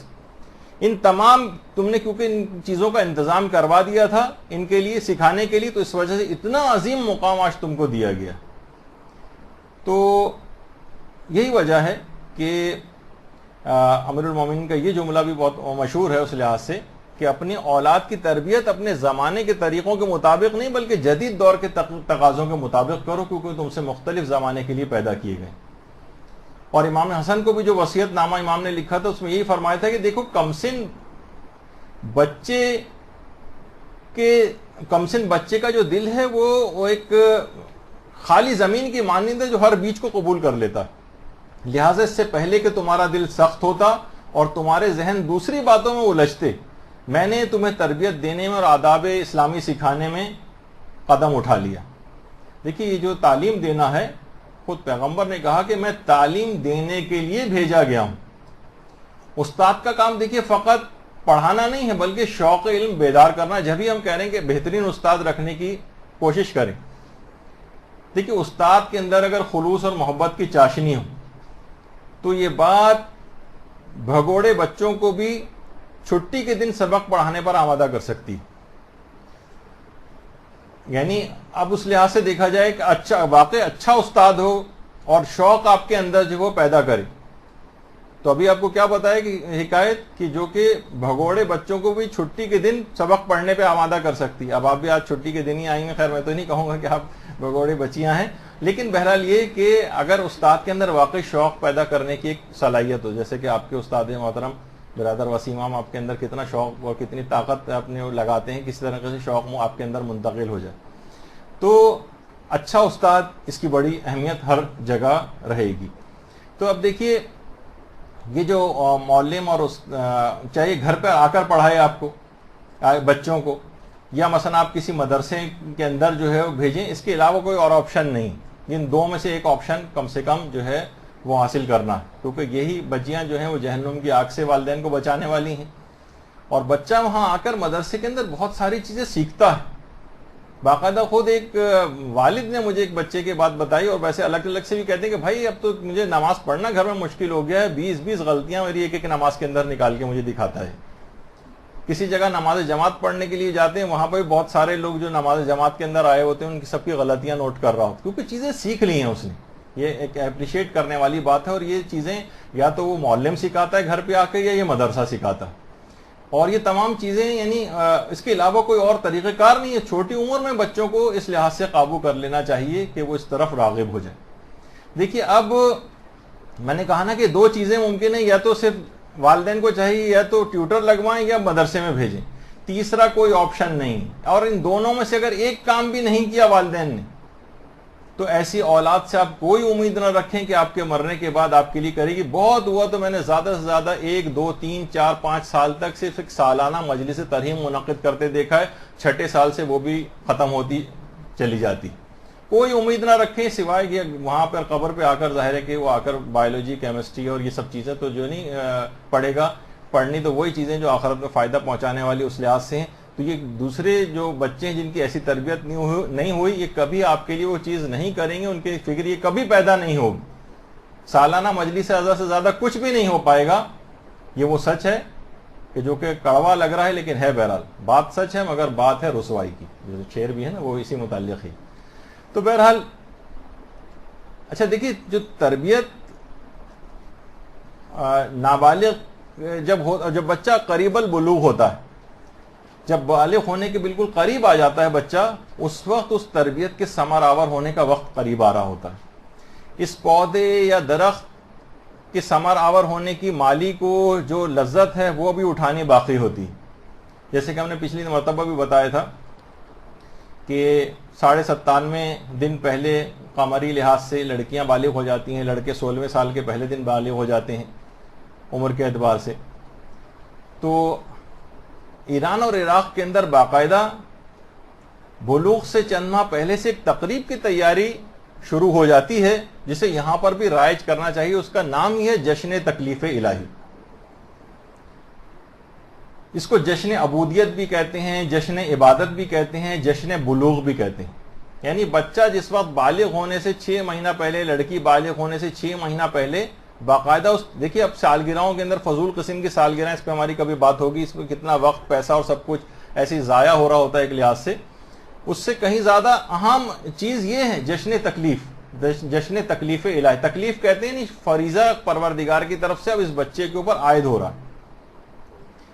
تو اس کا بچے کی تربیت پہ بہترین اثر ہوتا ہے. بچے کا دماغ بنانا شروع کر دیں. دیکھو اب تم بالغ ہونے والے ہو، اب دیکھو تم بالغ ہونے والی ہو، اس دن خدا تم پر جو ہے خصوصی عنایت کرے گا، تم پر اپنی عبادات اور فرائض و واجبات کا بوجھ ڈالے گا اور تم پر جو ہے تم اس قابل سمجھے گا.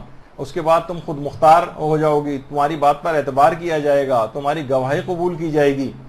جس طریقے سے دیکھیے بچے کو جیسے جیسے اس کے شناختی کارڈ بننے کے دن قریب آ رہے ہوتے ہیں، بچہ کتنا خوش ہو رہا ہوتا ہے، اچھا اب میرا ذاتی شناختی کارڈ بن جائے گا. اچھا بچے کا پاسپورٹ بنتا ہے، بچہ کتنا خوش ہوتا ہے. اسی طریقے سے بچے کے دماغ میں یہ والی خوشی، اس کی پہلے سے بچے کو تیاری کرانی چاہیے. اس کو مثلا غسل کا طریقہ بتانا چاہیے، اور لڑکیاں ہیں ان کو خصوصی مسائل کی تربیت اس سلسلے میں پہلے سے دے دینی چاہیے تاکہ وقت آنے پر ان کی کوئی عبادت وغیرہ بھی باطل نہ ہو. تو اور باقاعدہ پھر اس تقریب کو بہت جوش و خروش کے ساتھ منائیں. اس کو کہا جاتا ہے جشن تکلیف الہی. جب 9 سال کی بچی ہو جاتی ہے اس موقع پر یہ تقریب چاہے تو گھر کے اندر جو ہے وہ منعقد کریں. وہاں تو بہت پرشکو انداز میں ہوتی ہے اور باقاعدہ کیک وغیرہ، اس کا نام ہی جشن تکلیف کیک وغیرہ ہوتا ہے، اور اس کو جشن عبادت جو ہے وہ بھی قرار دیا جا رہا ہوتا ہے. اور اس کے بھی الگ کیک اس نام سے بن رہے ہوتے ہیں. لڑکے جو ہیں وہ 16ویں سال کے پہلے دن بالغ ہوتے ہیں تو جشن عبادت کے نام سے باقاعدہ ہم کتنے ان تقاریب کے اندر بڑے بڑے علماء جو ہے وہ شریک ہوتے ہیں. آیت اللہ نور مفیدی باقاعدہ اس تقریب کے اندر، جہاں تمام بچیوں کا باقاعدہ شہر کے اندر یعنی باقاعدہ ایک تقریب منعقد کی جاتی ہے کہ جو بالغ ہونے والی لڑکیاں ان کے لیے اس میں، اور پھر وہاں نماز جماعت جو ہے اتنی بڑی تعداد میں سب وہاں پر قائم ہوتی ہے. اور جہاں جہاں یہ چیزیں ہو رہی ہیں دیکھیے سب چیزیں بچے کے اوپر ایک ایسے انمٹ نقوش، ساری زندگی بچہ کسی جگہ گھومنے جاتا ہے، ساری زندگی اس کا آپ تذکرہ کرتے ہیں، وہاں گئے تھے تو یہ ہوا تھا. یہ اس کی دینی تربیت کے اندر بہترین کردار ادا کرتی ہیں یہ سب چیزیں. اور باقاعدہ اس کے بعد کوئی عالم دین ہو کچھ اس سلسلے میں خاص ان کو انسٹرکشنز یا تقریر وغیرہ بھی کرنا چاہے. تو اتنی اہم چیز ہے کہ سب سے پہلے جس نے اس جشن کا انعقاد کیا تھا تاریخ کے اندر وہ سید ابن طاؤس نے اپنے بیٹے کے بلوغ کے سلسلے میں اس اقدام کو کیا تھا. آج سے تقریباً 600 سال پہلے کے سید ابن طاؤس ہیں. آیت اللہ ابراہیم امینی فرماتے ہیں کہ انہوں نے اپنی کتاب کشف المحجہ، اس میں باقاعدہ جس کا جو فارسی ترجمہ برنامہ سعادت کے نام سے ہو چکا ہے، اس میں اپنی ایک آرزو لکھی تھی کہ اگر میں اپنے بیٹے کے بلوغ کے دن تک زندہ رہا تو میں اس دن کو عید کے دن کے طور پر مناؤں گا. اور اس کے بعد 150 دینار صدقہ دینے کا بھی انہوں نے کہا تھا. اور پھر جب ان کے بیٹے جن کا نام محمد تھا جب وہ سن بلوغ کو پہنچے تو باقاعدہ ایک تقریب منعقد ہوئی. اور اس لحاظ سے بھی ان کی ایک انسٹرکشنز ہیں باقاعدہ کہ اس دن چاہیے باپ کو اور ان کی اولاد کو جو بھی اس دن بالغ ہوا ہے یہ دونوں سجدہ شکر جو ہے وہ انجام دیں اس نعمت بزرگ کے ملنے پر جو پروردگار نے ان کے اوپر آج ڈالی. اور کہہ رہے ہیں باپ پر بھی 2 فرشتے الگ سے موکل کیے جاتے ہیں اور نگہبان مقرر کیا جاتا ہے اور یہ ان کی پھر حفاظت بھی کرتے ہیں فرشتے. ان کو چاہیے کہ باپ اور بیٹا یہ ان فرشتوں کو باقاعدہ سلام کریں اور 2 فرشتے بیٹے پر الگ سے بھی ان 2 فرشتوں سے الگ بھی مقرر کیے جاتے ہیں جو عام طور پر کاندھوں کے پر جو ہے وہ آتے ہیں. تو ان کو سلام کرنا چاہیے اس دن. اور باقاعدہ بچے کو سعادت اور کامیابی سے ہمکنار کرنے کے لیے اس دن خاص طور پر باپ جو ہے وہ دعا کرے، بچے کو شر شیطان سے بچنے کی دعا اس دن مانگی جائے اور دونوں سجدہ شکر ادا کرے اور 2 رکعت نماز شکرانہ جو ہے اس دن خاص طور پر انجام دے.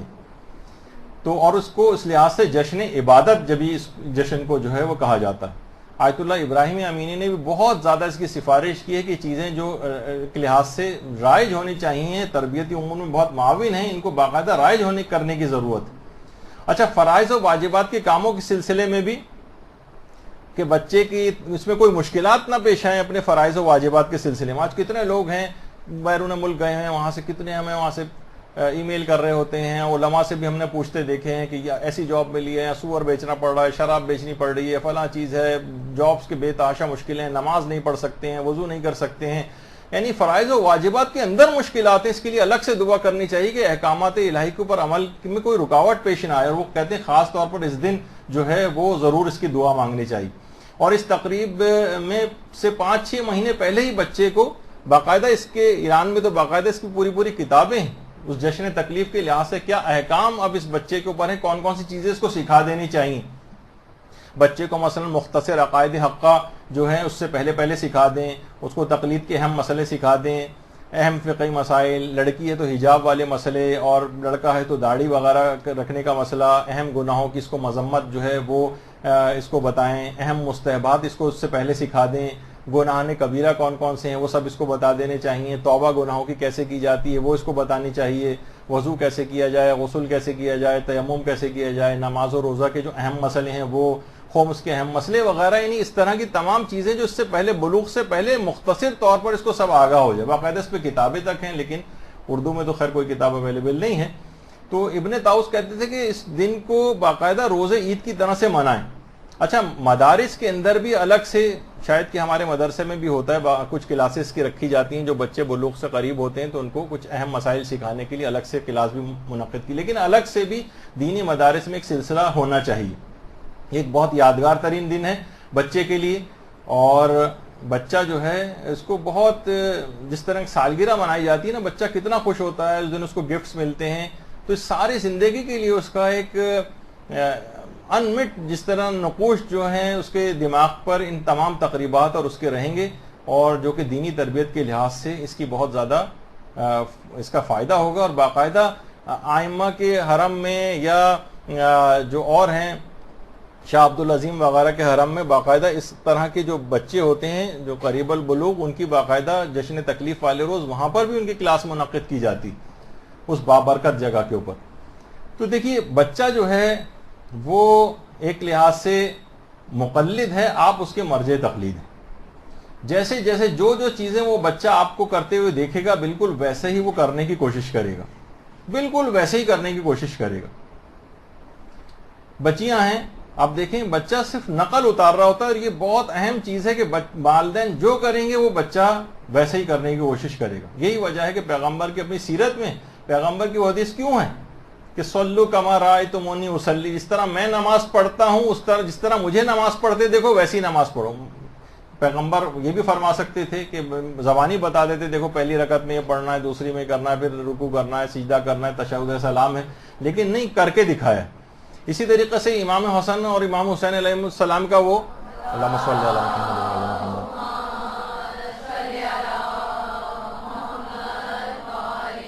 وہ آپ سنتی ہیں غالباً آپ نے اس پہ توجہ نہیں دی. وہ جو صحابی نے غلط وضو کیا تھا تو امام حسن اور امام حسین نے وضو کر کے دکھایا تھا. یہ بھی تو کر سکتے تھے کہ براہ راست غلطی بتا دیتے، نہیں، کر کے دکھانا ایک الگ سے ایک چیز ہے. جس طریقے سے یہ بھی روایت میں کہ پیغمبر اسلام یعنی فزیکل طور پر کر کے کچھ چیز کو دکھاتے تھے. مثلا پیغمبر نے ایک دفعہ اپنے ایک ہاتھ میں سونے کو اٹھایا اور ایک ہاتھ میں ریشم کو لیا، خالص ریشم کو، اور کہا کہ یہ دونوں میری امت کے مردوں کے لیے حرام ہے. کیوں یا رسول اللہ، آپ یہ نہیں کر سکتے تھے کہ آپ زبانی بتاتے، سب نے سونا بھی دیکھا ہوا تھا، ریشم بھی سب کو پتا ہے، صرف زبانی بھی بتانا کافی تھا، لیکن نہیں، عمل کر کے ہاتھوں میں اٹھا کر اس لحاظ سے اس کو دکھایا. کیونکہ بہرحال پیغمبر اسلام امت کے باپ ہیں، اور ایک باپ جس طرح سے بھی کوشش کرتا ہے کسی طریقے سے بچے کو انمٹ نقوش اس کے دماغ پہ ہو جائیں اس تربیت کے. اچھا، اب بچہ جو ہے دیکھیے اس کی ذہنی تربیت بھی کرنا ہے. بس اس کو 5 منٹ کے اندر، کیونکہ فوراً بعد برادر وسیم امام کا درس ہونا ہے، اس کے بعد تو بس 5 منٹ اور لیتے ہیں. ذہنی تربیت بچے کی، دیکھیے بچے کی ذہنی تربیت میں اس بات یاد رکھ لیں کہ قوت فیصلہ جو ہے یہ بچے کی آپ کو لازمی مضبوط کروانی. مثلا بچے کو اگر آپ خریداری کے لیے کسی جگہ ساتھ لے جا رہے ہیں تو اس سے اس کی پسند ناپسند پوچھیں اور بچہ خود چوز کرے کوئی بھی چیز اگر خریداری کرنے کی. مثلا اس نے کوئی ایسی قمیض یا کوئی ایسا کپڑا چوز کیا, اس نے منتخب کیا اپنے لیے, کہ آپ اس کا مذاق اڑا رہے ہیں, ارے دیکھو یہ گاؤدی یہ کیا اٹھا کے لے آیا ہے چیز, اس قسم کی بات کر رہے ہیں, اس سے بچے کا دل ٹوٹ جاتا ہے. بچہ ہو یا نوجوان ہو اس بات کو بہت مائنڈ کرتے ہیں کہ اس کی لائی ہوئی یا پسند کی ہوئی چیز کو اس طرح سے ریجیکٹ کیا جائے.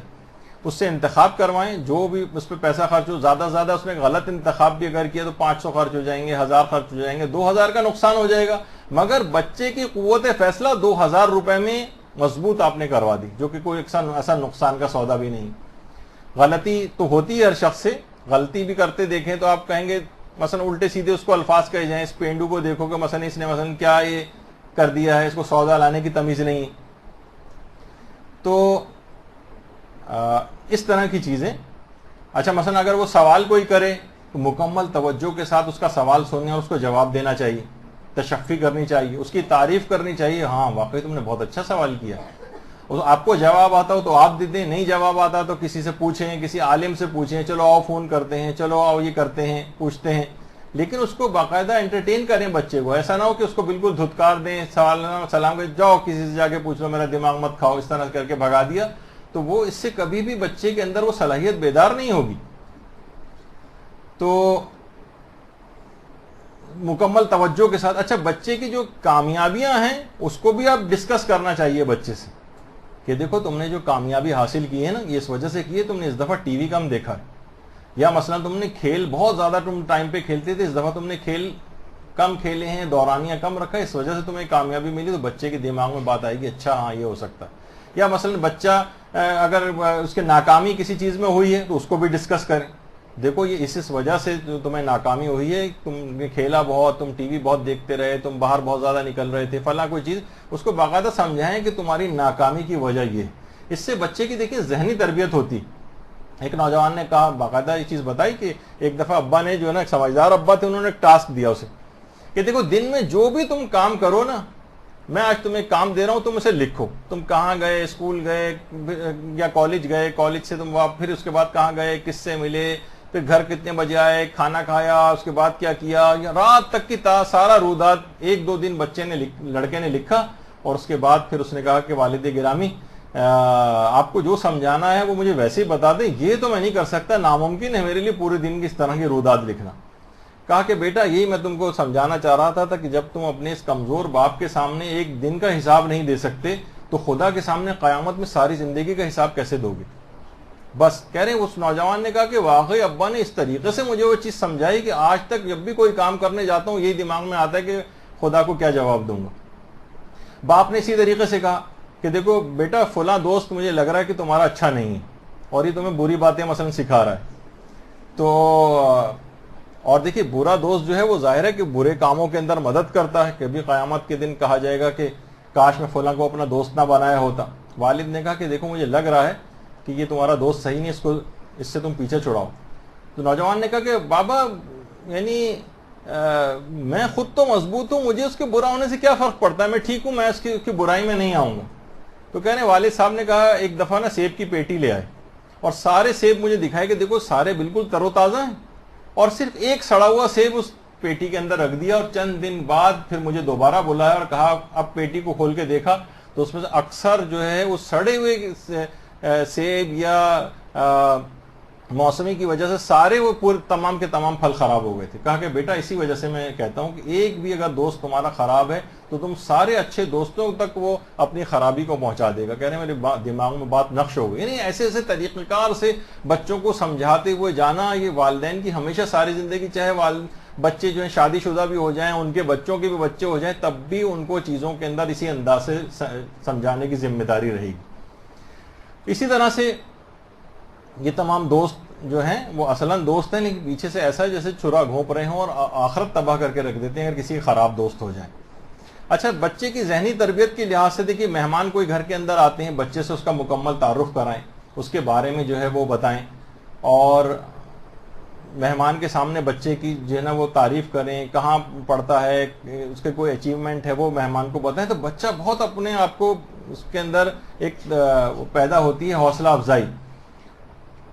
اور مثلا اگر عام طور پہ ہم دیکھتے ہیں کہ بچہ مہمان کے سامنے اگر آ جاتا ہے تو باپ کہتے ہیں چلو بھاگو یہاں سے بھی میں بات کر رہا ہوں، اس کو بھگا دیتے ہیں. تو بچے کی بہت ساری چیزیں، بچہ اس وقت تو چلا جاتا ہے لیکن نفسیاتی طور پر اسے بہت برا لگ رہا ہوتا ہے. دیکھیے بچے کے احترام الگ سے اس کو دینا چاہیے. بچے کے احترام کے اندر بہت کمی آج کل جو ہے واقع ہو رہی ہے. ان کو برا بھلا کون کون سے الفاظ جو انشاءاللہ اگلی جو ہماری نشست ہوگی ان کو باغی بنانے کے اندر بہت زیادہ ہاتھ اس قسم کے الفاظ کہنے کا بھی.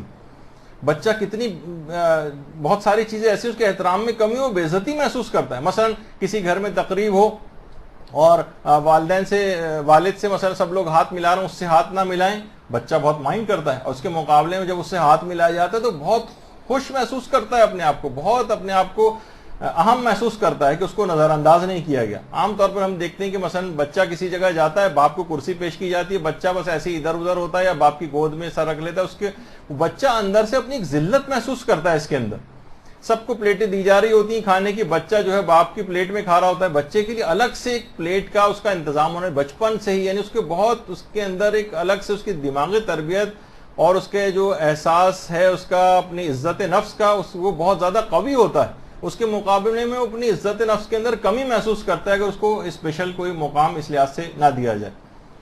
اسے اگر چیخ چلا رہے ہیں اس کے اوپر تو وہ اس کی دل کا حشر کہا جاتا ہے کہ اس طرح کا ہوتا ہے. اس طرح تیز آندھی سے زمین پر جو لگی ہوئی کومپل ہے اس کا جو حشر ہوتا ہے اس وقت اس کے دل پر اس طرح سے اس کا ننھا سا دل جو چیخو پکار جو باپ یا ماں اس کے اوپر کر رہی ہوتی ہے وہ اس کے اوپر جو اس کا اثر ہو رہا ہوتا ہے.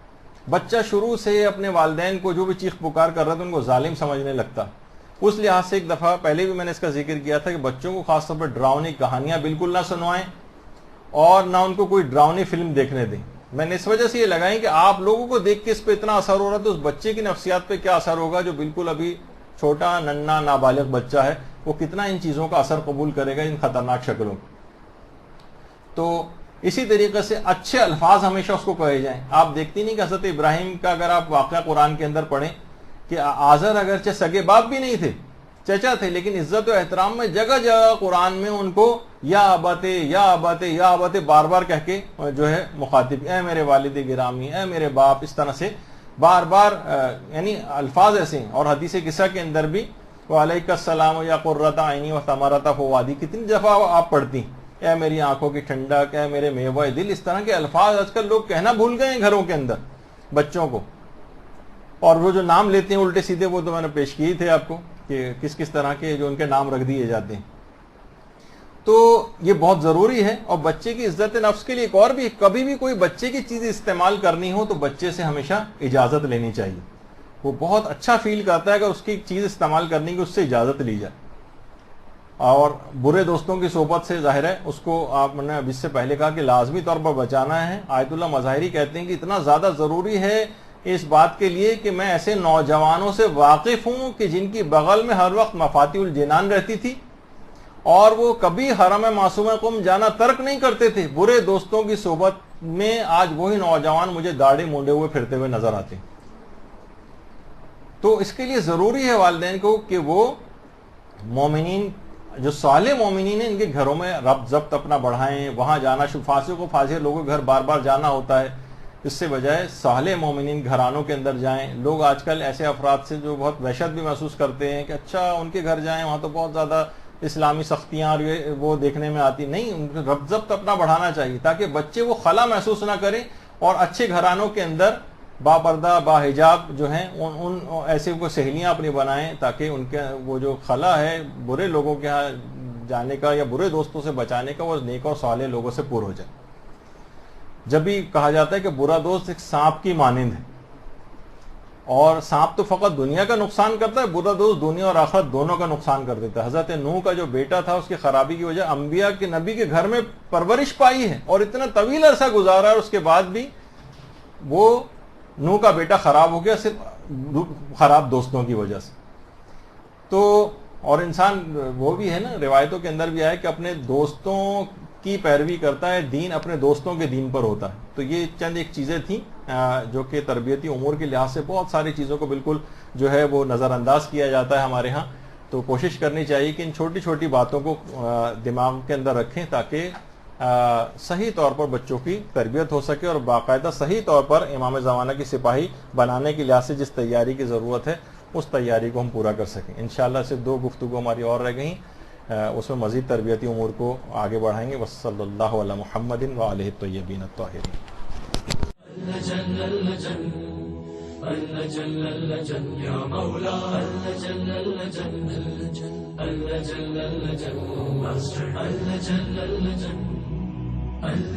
يا صاحب الزمان